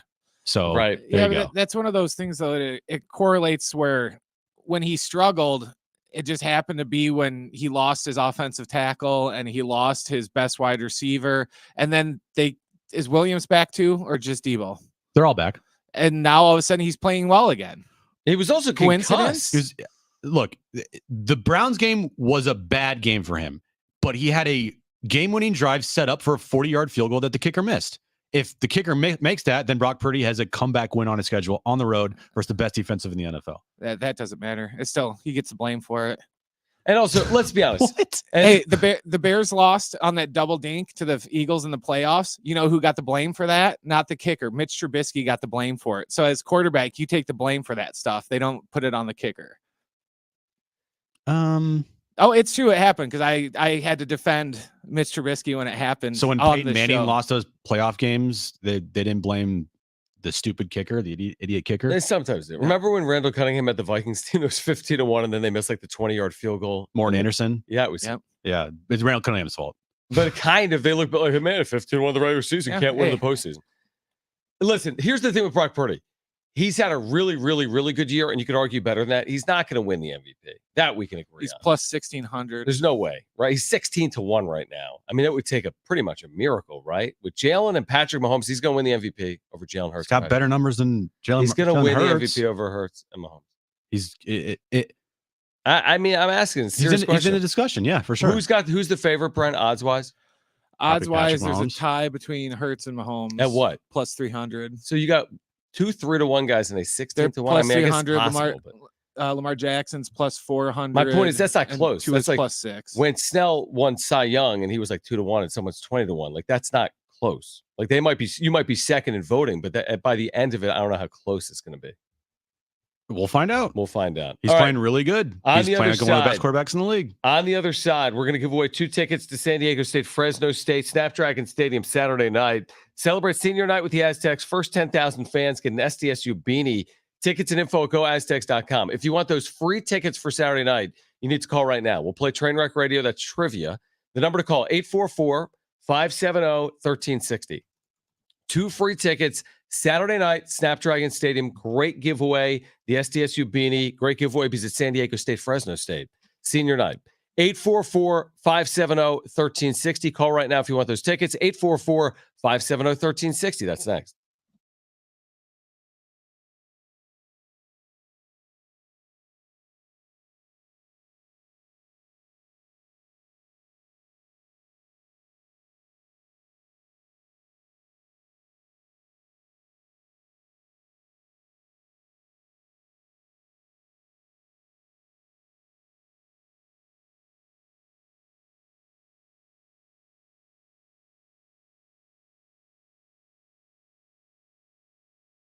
I was just talking about Windmill Farms earlier today, actually over at Nova Kombucha, because of how many local businesses that they serve. We've been telling you about Windmill Farms because it's the spot to go for your lunch.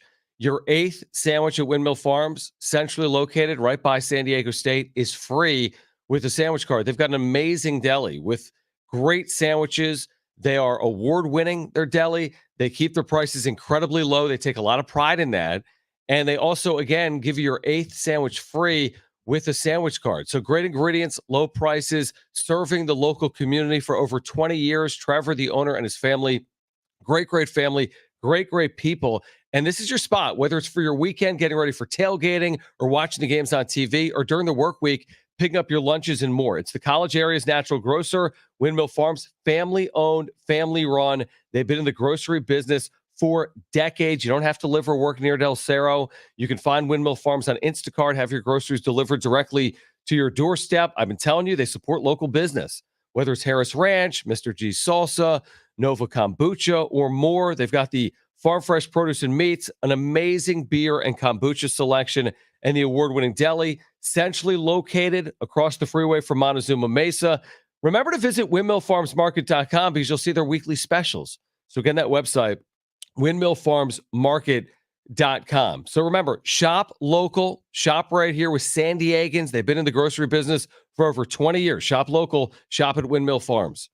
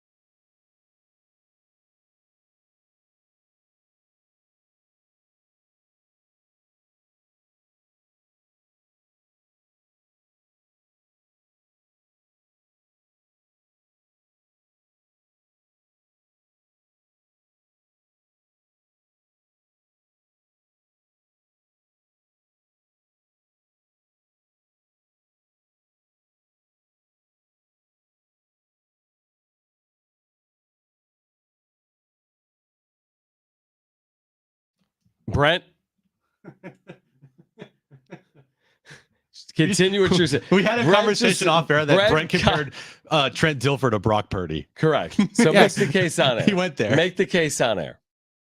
Well, if Brock Purdy was so good, then how come as soon as he loses his top 3 receiver, his offensive lineman, he doesn't play good, but as soon as they come back, wow, he's good again. Right. So it's the pieces around him, not So- him, is what Brent's saying. Right. Yes. Right. Brock Purdy has Yes. nothing to do with anything, is what you're saying. Brock Purdy has Well, nothing you're to saying do. he benefits. Well, then how come how come he doesn't play well when those guys aren't there? He only plays well when they're there. And when they're there, he elevates them to a level where it's just insane. It's you got it reversed. They elevate him is my point. Oh, I but forgot. You don't want to. Deebo Samuel throws the ball to himself. Brandon Ayuk throws the ball to himself. So does George Kittle. So does Christian McCaffrey. They run the routes and get open though. He leads the Some of the league. stupid music there. He leads the league in pass yards per attempt. Think about that. This ain't a dink and dunk quarterback. This is a guy that throws the ball over the middle. He threw the longest touchdown pass of the NFL season yesterday, 76 yards to Brandon Ayuk. He's averaging like 13. He was averaging 13 yards per pass attempt yesterday. This ain't no dink and dunk system quarterback. The system is made for him, yes. But if Patrick Mahomes didn't get drafted to the Chiefs, does he become Patrick Mahomes? If Tom Brady gets drafted by someone other than the Patriots, he's still be Tom no, Brady. it's a fair. I mean, we'll never really know. That's right. That's the hypotheticals. It's like, yeah, if Brock Purdy was on the Carolina Panthers, is he as good right now? Right, probably not. Probably not. But it's about in the NFL where you get drafted, the system you go to, the players you have around play you, caller. and the play caller. And guess what? A lot of teams have good play callers with crappy quarterbacks, and they don't do as nearly as good as Brock Purdy's done. Yeah, Brock Purdy has amazing players around him, but he's also executing everything like to perfection at times. So, yeah, he's a really good quarterback in the MVP discussion. And if you're going to say it's all because of Kyle Shanahan and all because of Christian McCaffrey and Deebo Samuel and Brandon Ayuk and George Kittle, well, who gets the ball to them? And who doesn't just dink and dunk their way to touchdowns? Oh, yeah, it's Brock Purdy. But he's Trent Dilfer. Well, no, he's not because Trent Dilfer has a Super Bowl. Okay. Ooh, burn. And this is what his 18th game of Brock Purdy's career, and he got injured in the NFC title game last year. Cost him a chance at the Super Bowl. Yeah, it did, yeah. All right. Because guess what? The system didn't elevate the Josh Johnson because it's all the system's that's fault. okay. We'll wait when Deebo and them get hurt, and then he doesn't have the surrounding cast and he plays poor. We just won't acknowledge that at all. All right. Jeff Smith, Mason Foundation, will join us at 5:30. Back to the Aztecs, who have a National Player of the Year candidate, plus the latest on the Padres managerial search at 5 p.m. But right now, let's play.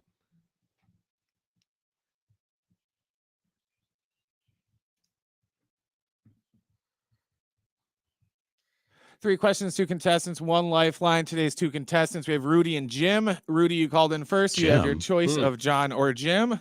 Who do you want to go with? I'll take John so Jim can have Jim. That works. All right. Jim, are you there? Yeah, I'm here. Okay, cool. Great name. Love it. You get me, Really all right? good name. Yeah. All right. All right. Brent, what's the question?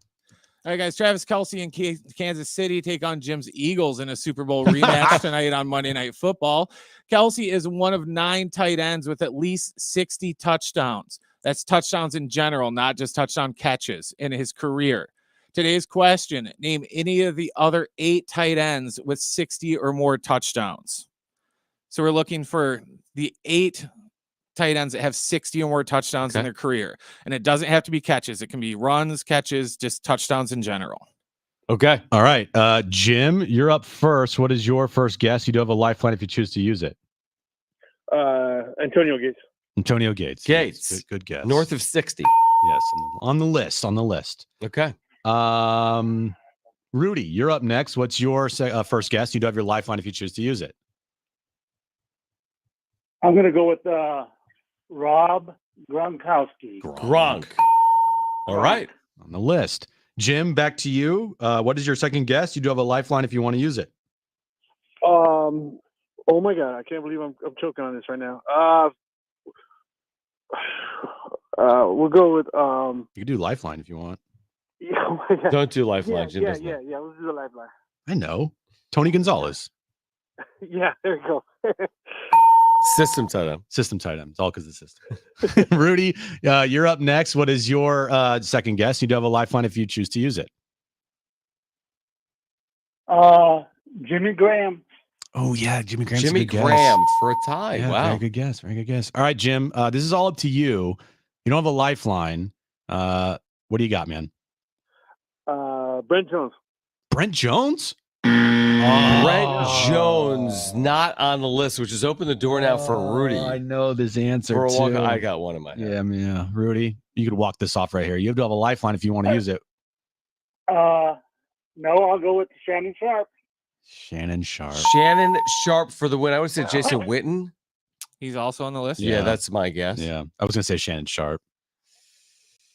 Who else is on the list? Kellen Winslow. Kellen Winslow.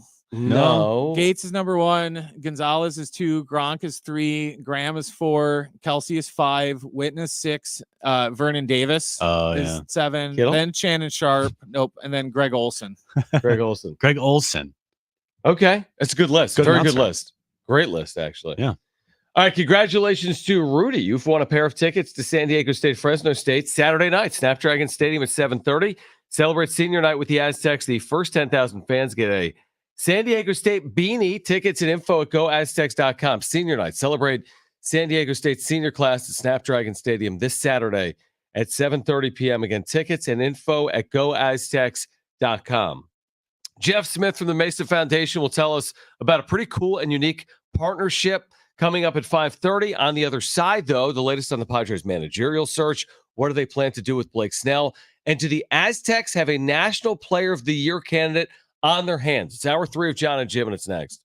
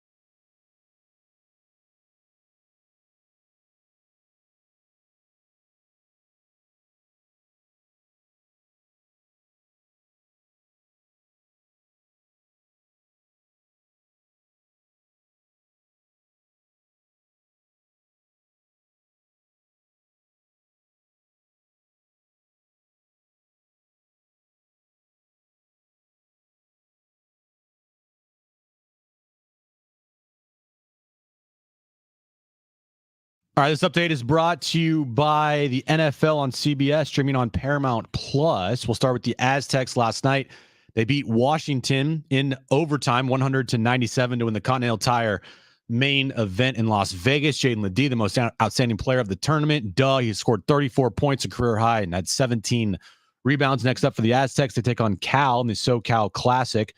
This Saturday, 4 o'clock is when it tips off there. And the Aztecs, their final football game of this season, is also this Saturday night, 7:30 kickoff versus Fresno State. You can listen to the pregame show starting after the Aztecs game finishes up on Saturday. This Thanksgiving, Paramount Plus is serving up a tasty NFC East matchup when the Cowboys aim for another big win against the rival Commanders. It all kicks off at 4:30 Eastern. The NFL on CBS streams live on Paramount Plus.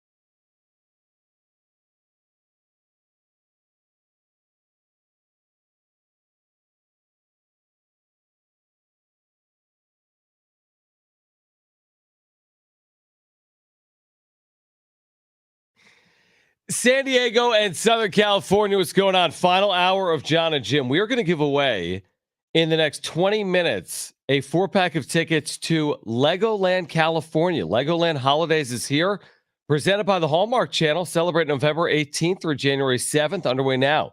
Festive characters, shows, food, quote unquote, snow, and more. Visit Legoland.com/California for details. That's Legoland.com/California for details. Why did you do snow and more in air quotes? Snow. You can make snow, John. You know that, right? Yeah, but it's not snow. It's not real snow. You know, it's snow. Right? I mean, that's not snow. Well, it can be. It's like Fake snow. man-made.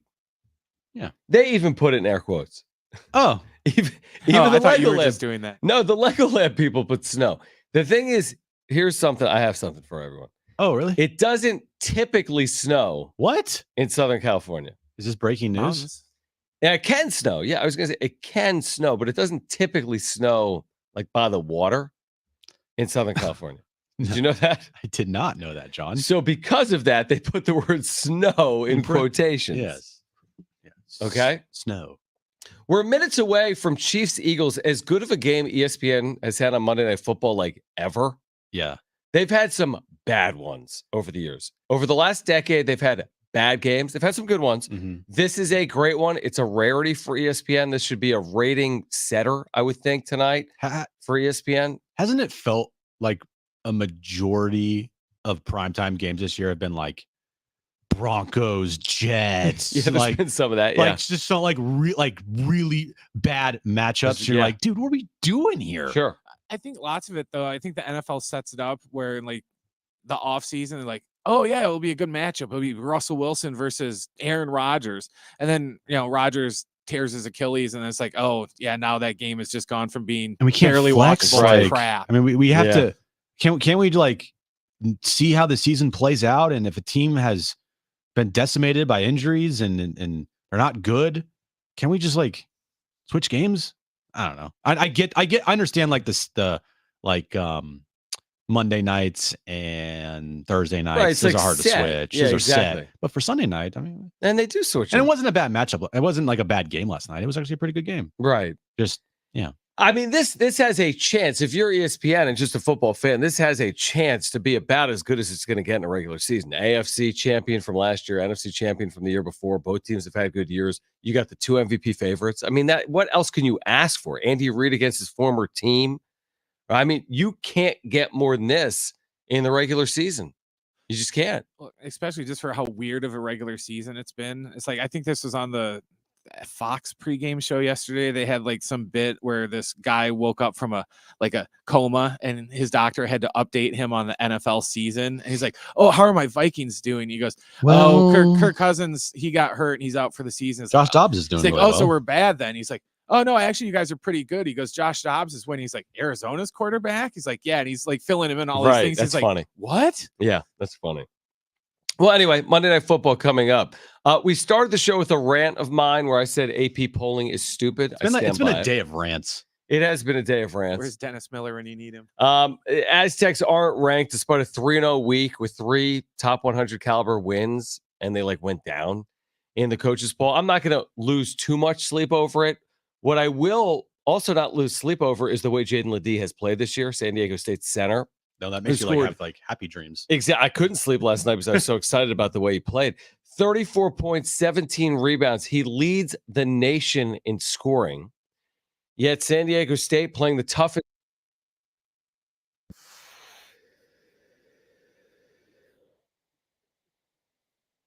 To play like this, then I'll take my chances, regardless of what they're ranked or unranked. They were a 5 seed last year in the NCAA tournament. It's not like they were the top seed in the tournament. So if they're playing good and it's late and they got Jaedon playing like this, I'm taking my chances. I think just last night's game in general, one player that we haven't even mentioned that I thought had a fantastic game. All right, let me guess. You're going to say Race Waters? Nope. You're going to say Micah Parrish? No. You're going to say Lamont? No. You're going to say Elijah Saunders, who was 3 for 3 from beyond the arc. He was fantastic last night. Is that who you're saying? Yep. Okay. No, that's the Yeah, guy. kind of under the radar. That's 16 points, the guy right there that if you can get that, I mean, that probably is production wise, the top end of his production that you're going to see, right? But if you can get him making a 3, just spreading out the floor, what I think is helping LeDee just dominate down low is obviously nothing against Ogulkarope and Nathan Mensah, but when you and it's also Keyshot, but when you have players that kind of clog up the lane a little bit like that, because they're not outside shooters, because they're not perimeter players, it's going to be hard to do most of your work down low when you have just defenders all around you. Mm-hmm. And now it's turning into Jaden's going to get double teamed a lot. He is going to see a lot of help. A lot of eyes will be focused on Jaden, and guys like Elijah Saunders, if you can be a true threat from the outside, man, that just changes everything, because I think they have a good amount of 3-point shooters, but to stretch the floor with Elijah, I think just changed a lot of the game yesterday. Well, Saunders almost had one of the dunks of the year. Oh my God. He got he fouled, so he missed it, but he was, this close and just dunking over that guy and just posterizing him. That would have been the dunk of the year, but you make a good point. hypotheticals. I mean, the thing is this: San Diego State defensively is a different team than they were a year ago, but San Diego State offensively is a different team from the team they were a year ago. Here's the other thing with basketball: there's multiple ways to be good. 2019-20 didn't look like the 2022. Didn't have the same bench last year. The Aztecs had a deep bench. This year, Brian Dutcher isn't relying as heavily on his bench, but he's getting absurd production out of his starters. And offensively, it's one of the more efficient offenses in the country. So, the fact that they adapt, that's where I give Brian Dutcher and his staff so much credit. One year, they look a certain way. The next year, they look different, but both versions of the team are really, really good. Now, we'll see how it ends up. It's hard to do what they did, obviously, a year ago, but I stand by what I said earlier. I think San Diego State today is further along in the process than they were a year ago today. In watching it, the way they move the ball, their efficiency on offense, the way they're playing as a team, I feel just as good, if not better. And I'm not saying they're getting to a national championship game, but I'm just telling you, in watching them last November to watching them this November, I feel just as good, if not better, about this team than I did about that team at that time. You feel like they're a more fluid team on offense when last year's team, it was like they had to make sure they got the best shot possible. A lot of times this year, you give the ball to Jaden down low, let him work. I know Matt Bradley led the team in scoring last year, but was it, hey, we need a bucket every time down? is Matt Bradley going to get you a bucket every single time down? He would get you a bucket here and there, Sure. but with Jaedon, more often than not, he's going to either get a bucket, get fouled, go to the line, or he'll make a pass and he'll at least draw the defense to kind of mess everything up and mess up the defensive flow and give someone else a better shot just because Jaedon LeDee, everyone's eyes on it are on him. So Yeah. I think the jury is still obviously out if they're a better team than last year, because last year's team went to the national championship. No game. doubt. I completely agree. But you could say watching this team and so far watching these games, it feels like the offense, the flow of it has been much smoother. And from a enjoy factor, like watching these games, it's a very enjoyable watch.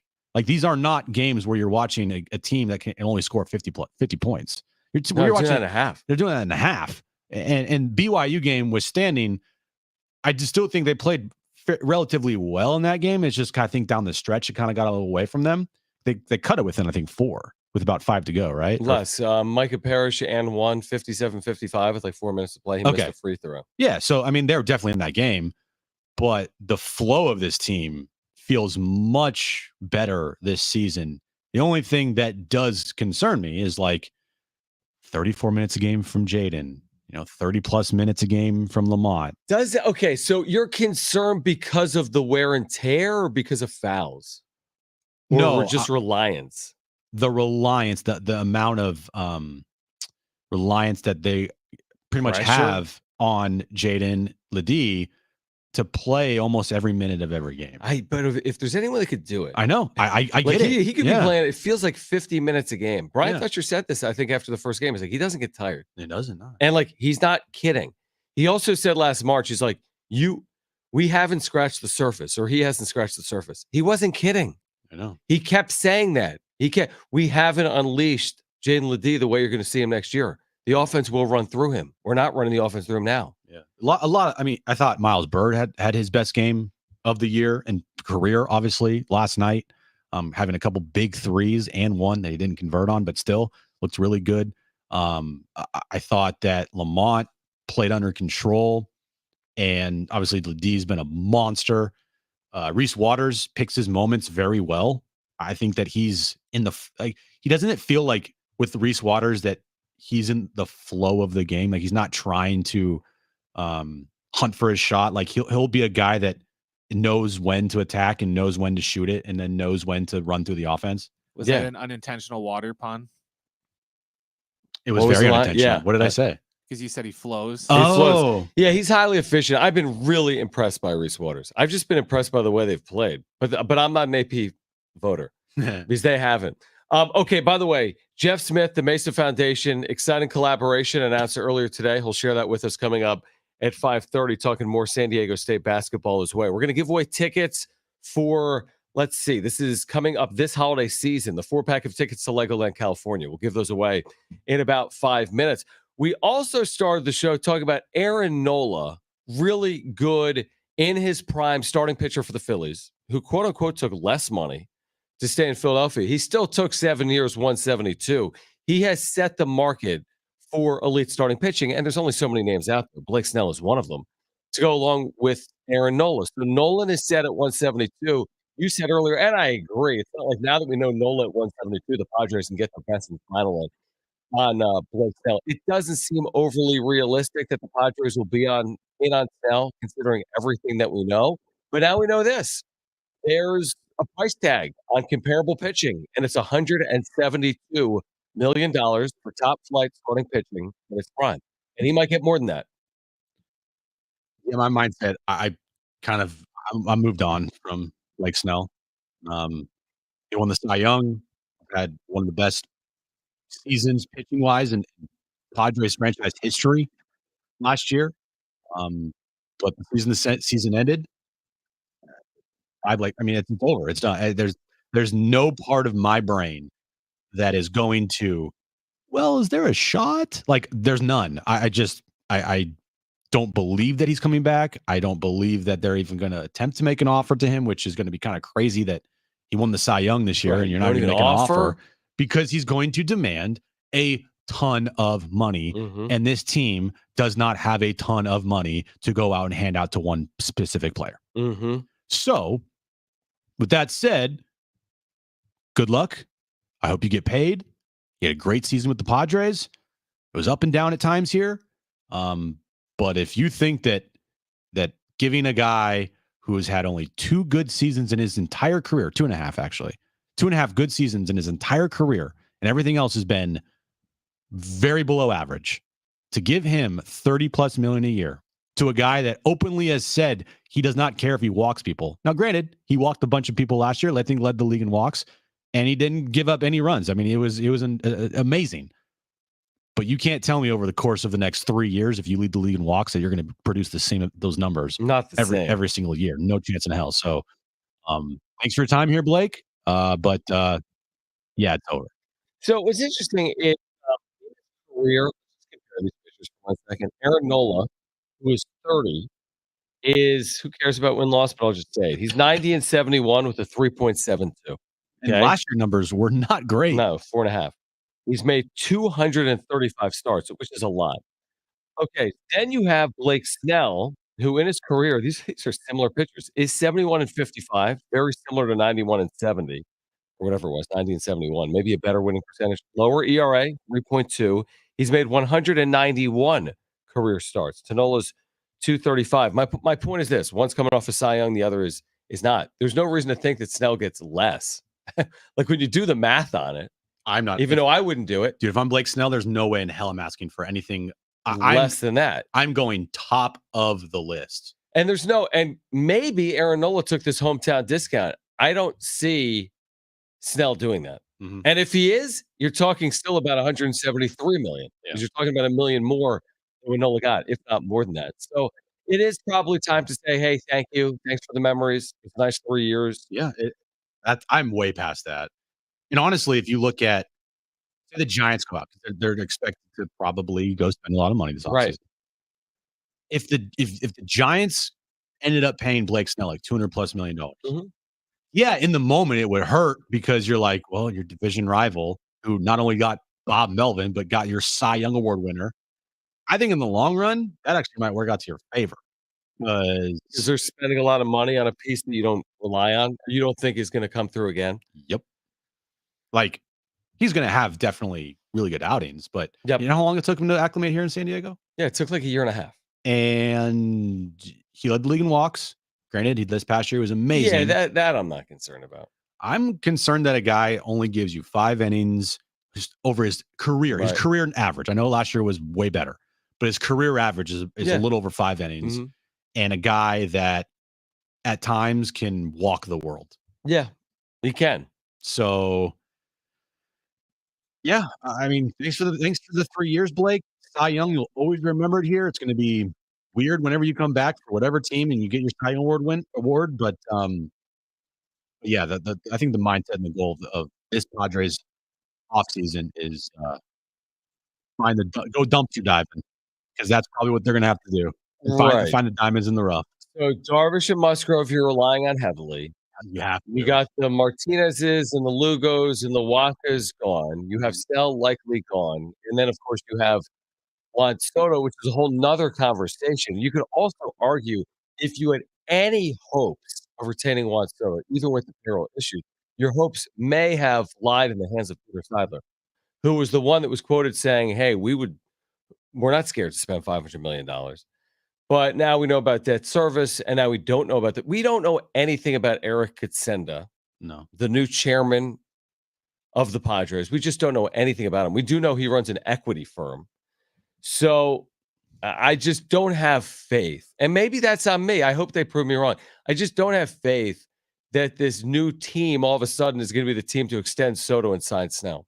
I just don't. And by the way, it probably wouldn't have happened with Seidler either, but I have less faith now in his absence that with this new look, those are the decisions they're going to make moving forward. I hope they keep Juan Soto. But if they don't, I feel like the mindset should be honestly past the Juan Soto and Blake Snell. If they lose Juan Soto, yeah, that's going to suck, and I'm not going to like it. But then it's like, okay, what are you going to do to round out the edges? What can you do to make some savvy trades? What can you do for signings? And you hope they hope they pan out.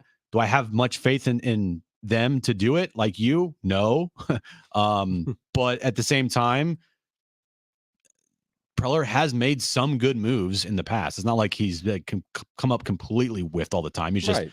just the dysfunction in the franchise and the not getting along with managers and just really bad roster construction. That's the stuff that annoys you and But other makes than that, he's upset. been really Other good. than that, he's been great. Yeah, exactly. He's been really good. Yeah. All right, here's the deal. Caller 7, you've got a free 4-pack of tickets to Legoland, California.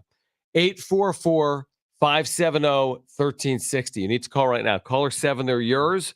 A free 4-pack of tickets to Legoland, California. Legoland Holidays is here. Presented by the Hallmark Channel. Celebrate November 18th through January 7th. That's now with festive characters, shows, food, snow, quote unquote, and more. Not quote unquote. Visit Legoland.com/California. That's Legoland.com/California for details. I want to talk about an exciting partnership with the Mesa Foundation related to San Diego State basketball NIL with Jeff Smith from the Mesa Foundation. He is their president. He'll join us on the other side. Plus your Aztec Rewind. It's hour 3 of Jon and Jim. Jeff Smith from the Mesa Foundation will join us next.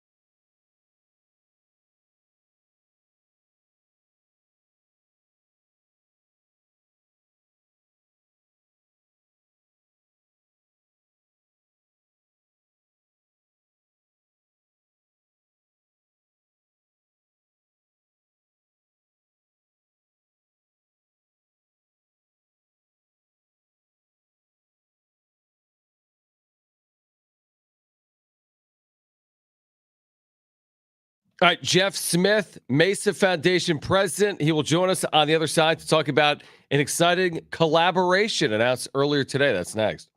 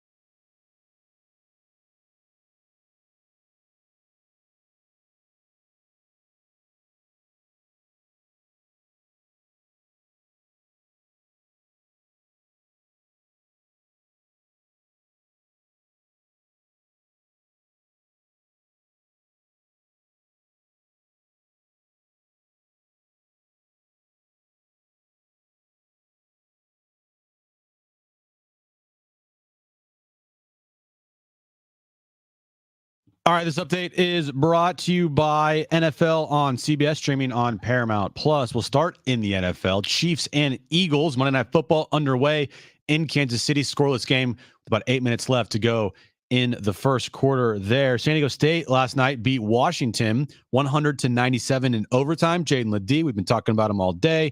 Career night, 34-17. Next up for the Aztecs, they take on Cal this Saturday, 4 p.m. tip-off there. And following the Aztecs-Cal game will be San Diego State football as they take on Fresno State in the final game of their season. For the old oil can, 7:30 is when the kickoff is scheduled to happen at Snapdragon Stadium. This Thanksgiving, Paramount Plus is serving up a tasty NFC East matchup when the Cowboys aim for another big win against the rival Commanders. It all kicks off at 1:30 p.m. Pacific. The NFL on CBS streams live on Paramount Plus.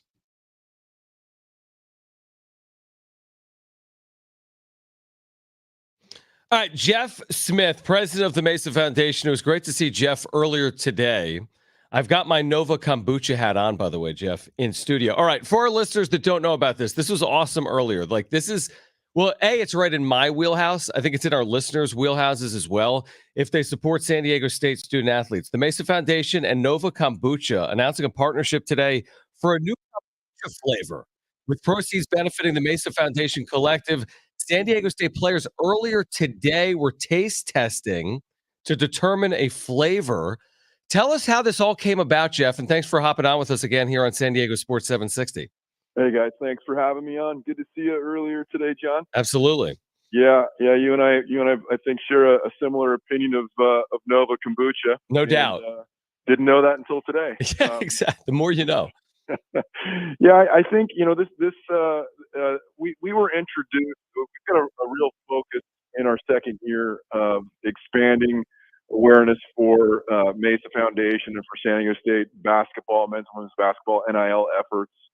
That has a lot to do with bringing in more fans and bringing in more supporters through our membership program and through our donation efforts that we've talked about over the last year and a half since we started this. But this year it's about trying to bring in local businesses, about expanding through conduits like Nova Kombucha, who's a really successful local kombucha brewery. I think they're opening up their 5th location in Mission Valley sometime in December.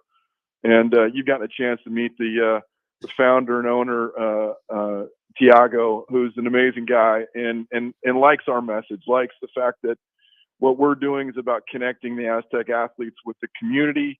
In our opinion, the strength of San Diego State, the way that this is really going to expand, is by bringing in more folks. And this is just one other way to reach out to the community to make us stronger as a basketball program, stronger as a community, and further deepen that connection with the Aztec men's and women's teams.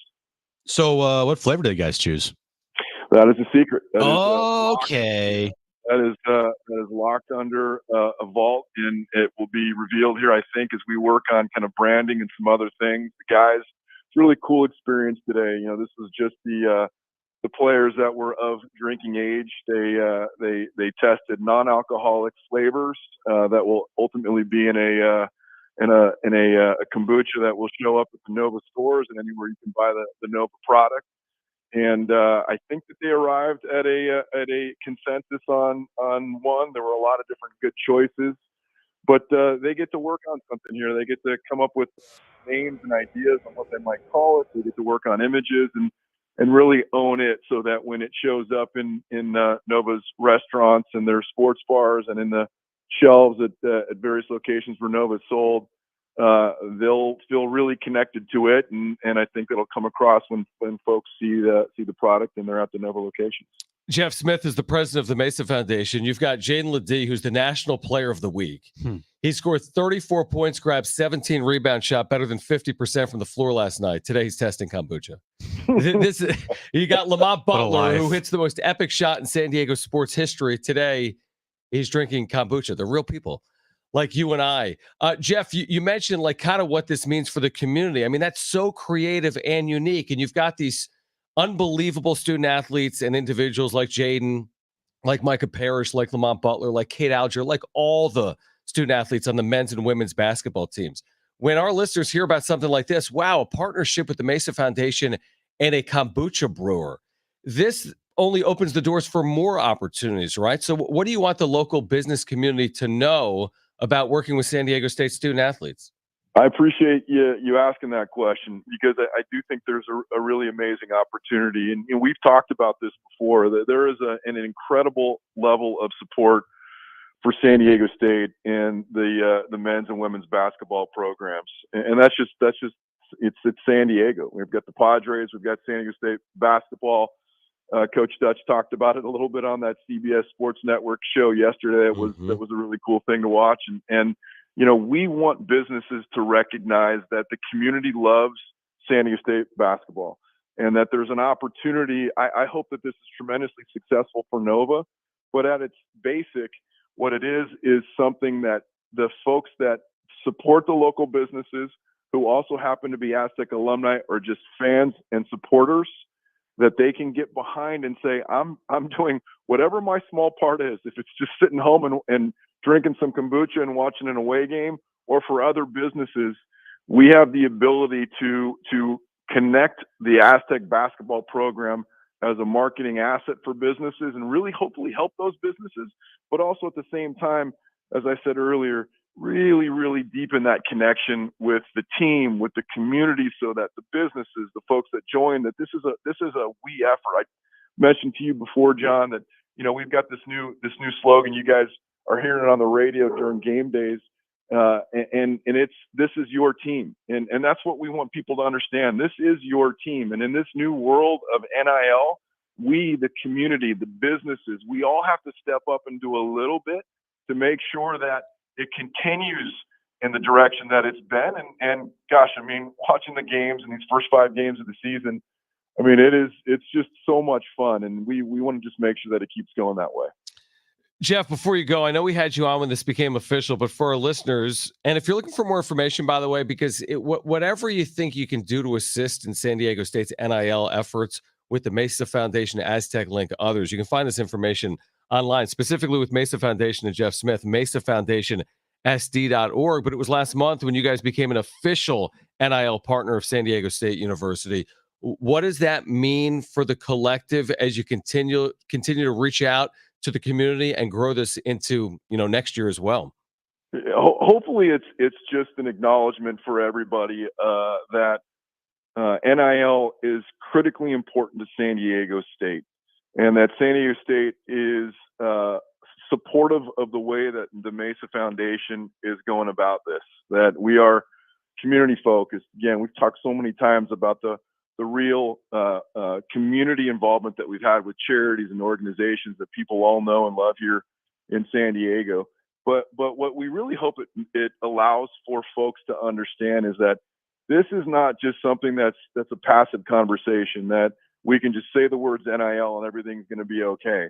San Diego State has gotten to the point, they've reached this spot where they said, you know what, we have to help magnify the message, and we're able to do that. And we're going to name you our first official NIL collective partner, because as I said, they like what we're doing. They really respect the effort and the version that we're doing and all the community stuff. But what's really important for us is that the people that follow Aztec sports, follow Aztec basketball, and go to these games and listen to your broadcasts on the radio, hear all of this, and they say, I got to do my part. We have an amazing opportunity to connect fans with the athletes through some of the different meet and greets and the unique practice opportunities, and a lot of really amazing events like the U Club event you guys were at a few weeks back. We'll have a lot of those. But at its very basic, like with Nova and other local businesses, hopefully that will start to follow suit here. This is about everybody doing something, whatever your part is. Again, if it's buying Nova or if it's joining at one of our membership levels on the website, whatever it is, it's important, and we all need to do something. Jeff, great seeing you today. Congratulations on all these successes. This is really cool. Mesa Foundation, Nova Kombucha, new flavor, benefiting the collective, coming out soon. We're excited for this. I thought this was really, really well done. Really cool to see some of the student athletes today. Great partnership. Thanks for a few minutes of time here today, and we'll do it again soon, all right? Okay, guys. I owe you a kombucha in the near future. Sounds like a deal. Jeff Smith, the Mesa Foundation, is doing just phenomenal work with that collective benefiting San Diego State student athletes. All right now, let's get to this.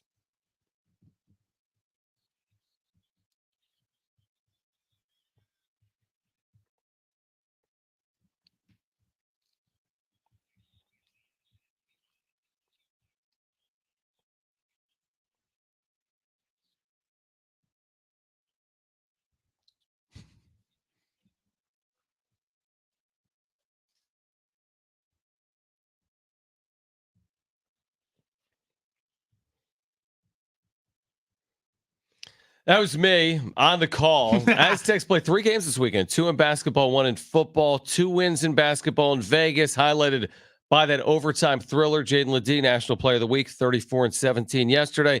Football played well. It was 10-10 at the half at San Jose State. They were a 15-point dog. They trailed 17-10, Jim. I don't know if you – well, I know you did pre. They trailed 17-10, scored a touchdown, called back because of holding. Then on 4th and goal from the 4, elected to kick a field goal that made it 17-13. They'd get no closer in a 24-13 loss. They'll go for a senior night win in Brady Hoke's final game as a head coach this Saturday night at 7:30 p.m. Yeah, you can go out on a good note for a bad season. You still have things to play for because, senior night, it's Brady's last game. The old oil can game, right? So there are definite things to play for sure. And as when we talked to Rich on the pregame, it's true they might not be winning these games, but they're not just rolling over and giving up. They're not losing 42 to 10. Great example, right? San Jose State. Their last 4 games, they're rolling incredible. They beat they just came off of 42-18, like just beat down of Fresno State. Right. So on the road, by the way. Right. So they played well. It's just hard when you're a young team and you've lost as much as they have, and the amount of 1-score games that they've lost this year. And, it's just tough. It's been a really, really tough season for them. There's changes coming.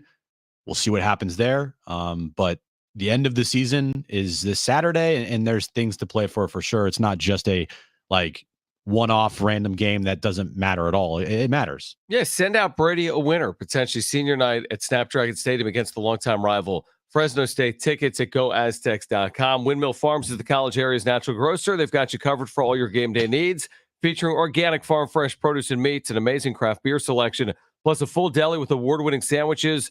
Again, windmillfarmsmarket.com. You can see their weekly specials. They've been family-owned in San Diego for over 20 years. Shop local. Shop at Windmill Farms. Jim's back page is next.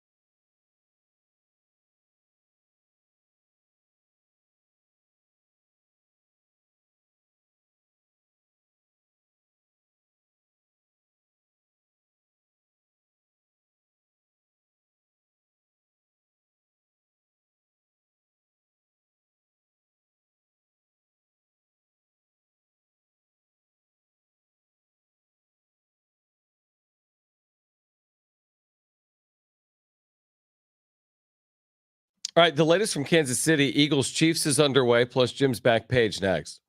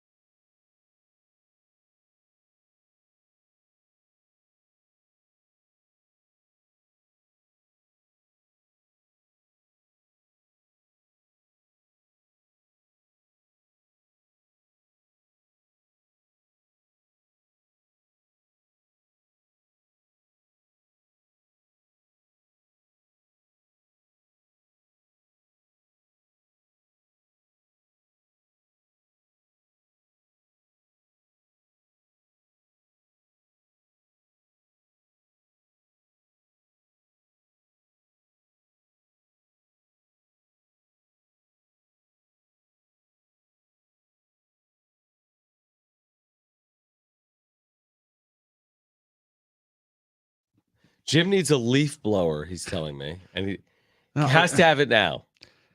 I got. Are there any leaves? There's a lot. There's some leaves at our house, and Some leaves. there's a good amount of leaves. Have you ever heard of like a rake? Yeah, I know. So Aaron was like, "Hey, look, we need a leaf blower," and I'm like, She said "Okay." to you, hey, look, we need a leaf blower. It wasn't those exact words, but it was the sentiment was we need a leaf blower. Okay. And I'm like, okay, so how much do you guys spend on this leaf blower? They need fuel and stuff? But here's the thing: it's You not have a lawnmower? we're not just getting a leaf blower. Right. You're getting a high end one? I'm getting like one of those things that sucks up the leaves. So it's like a vacuum leaf blower. How much is that? It's like $100. Man, you guys spend a good amount of money. You're always buying things. Dude, since we moved into this place, it's just been a nonstop Buy, Amazon buy. yeah. I'm like, your guys' oh, wedding registry is just going to be a blank sheet of paper. Seriously. and That's exactly did, right. and we did a wedding registry last night. What's on it? We were putting stuff on it. Leaves. Yeah, right. Exactly. For the leaf blower. What's on it? Like forks? No, it's she put like a Roomba on there. Roomba? Yeah. You're already down to Roomba on this thing? As Do in, you you guys should have just- had things above that. Can you just buy a vacuum? Dude, trust me. We have Ugh. 3 vacuums. And a Roomba? And she wants a But you had Roomba. a dog. One too. The problem with a Roomba with a dog is if the dog goes to I know. the bathroom. I'm afraid Bentley doesn't never goes to the bathroom Okay. inside. I'm just afraid Bentley would view it He's as gonna try like to kill a the thing. threat. Oh, and it's a he would huge attack threat. it. All right, let's get to it.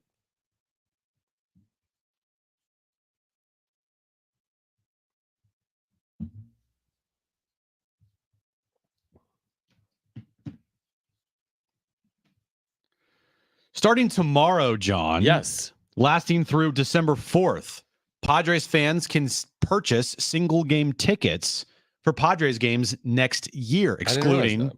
opening day. Every game but opening day, I can get them for the holidays. Any deals or reasons? It's just for a holiday gift?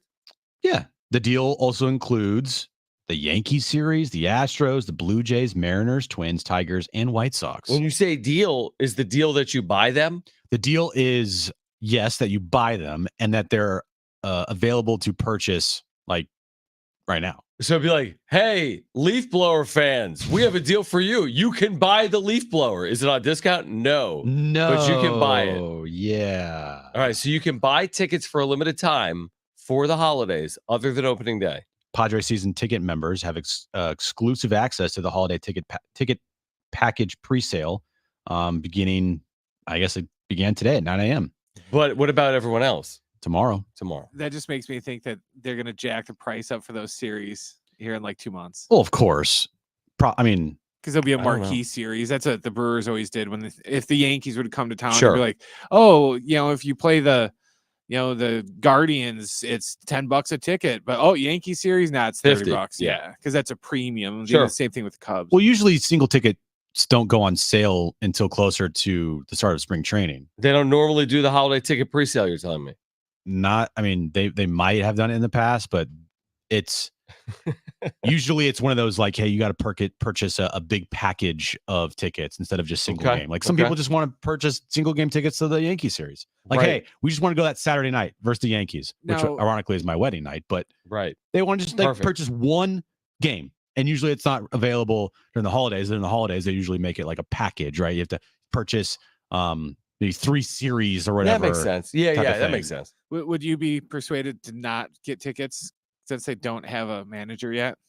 No. No. At least just for like the early thing tomorrow. If they, I would be, if I was a Padres fan, I'd be persuaded to not buy tickets if they trade off everybody. Yeah, exactly. But at this moment in time, I still would buy tickets. Yeah. Yankees come to Petco next year, so do the Astros, Yeah. by the But way. we're gonna miss that game. John. Nah, we could do both. Yeah, it'll be the first time the Yankees have come to Petco since the cardboard cutout playoff series. Yeah. Since they faced off against the Right. Right. Tampa Bay Blake Rays. Snell and the Blake Rays. Snell and the Yeah. Rays. Yeah, They- because I made TBS that game because I was behind. We could Do you still Remember have your it? head? Do you still have your head? Yeah, it's in my I do it's too. in my trunk. Flat Daddy. Flat Daddy. There you Mhm. go. A Chick-fil-A in where is this? Yeah, Tampa. All right. A Mhm. Chick-fil-A in Tampa, Florida is delivering orders via drone. Okay. They just drop them. So at this certain Chick-fil-A in Tampa, all right, you can order a meal off the Chick-fil-A app, Yeah. and it can be delivered to you by drone. The kicker is Yes. that it has to be within a 1.2 mile radius Of the location. of the Obviously. location. Well, if I'm a mile away, I probably could just get over there. You can just walk there. Yeah, almost. But the drone, it'd be And kind then of a it cool just thing. drops it like on your doorstep or something? Yep, the drone will deliver to locations within a 1.2 mile hour radius, and they drop it off at your location. Remember when Amazon was allegedly going to start doing that, and then Yes, you never see I do. drones delivering Amazon packages? Yeah, I'd be like a little weirded out. It'd probably take forever though, too. Like one single drone. Yeah. I'd rather just get it myself. Yeah, if you're that close, Does a just drone go. Jones? Does a Do we- drone carry a drink? It probably would carry in just a bag, dude. Yeah. My thing is, do we have to tip the drone? Probably not. Probably not. No, But is there a drone fee? Well, I'd say they'll just Yeah. probably. jack up the service It's like a fee. $50 drone Right, fee. for your $5 meal. And finally, with gas prices being as high as they are, Circle K is giving opportunity to people to get gas for 40 cents off per gallon Okay. starting tomorrow between the hours of 4 and 7 p.m. Actually, not starting tomorrow. It's only tomorrow 4 to 7, 40 cents off. Why? Just because. for the holidays. Holiday. So if you're around a Circle K in San Diego, Are there any? yeah, there's Okay. Circle Yeah. Ks. 40 cents off of per gallon of gas tomorrow between 4 and 7 p.m. That's good. I like that. Very good advice. Is it bad that before I moved out here, the only reason I know Circle K is because of Bill and Ted? No, it's not bad. It's kinda Strange- bad. Strange things afoot at the Circle K. It's Circle K. We're back tomorrow at 3. If you missed anything today, sportssd.com, iHeartRadio app, iTunes, TuneIn Radio, Spotify. Find us on YouTube. Search for Jon and Jim 760. Find us at Jon and Jim on social media, JONANDJIM. For Brent and Jim, I'm John. Keep it here. San Diego Sports 760. Okay. Okay.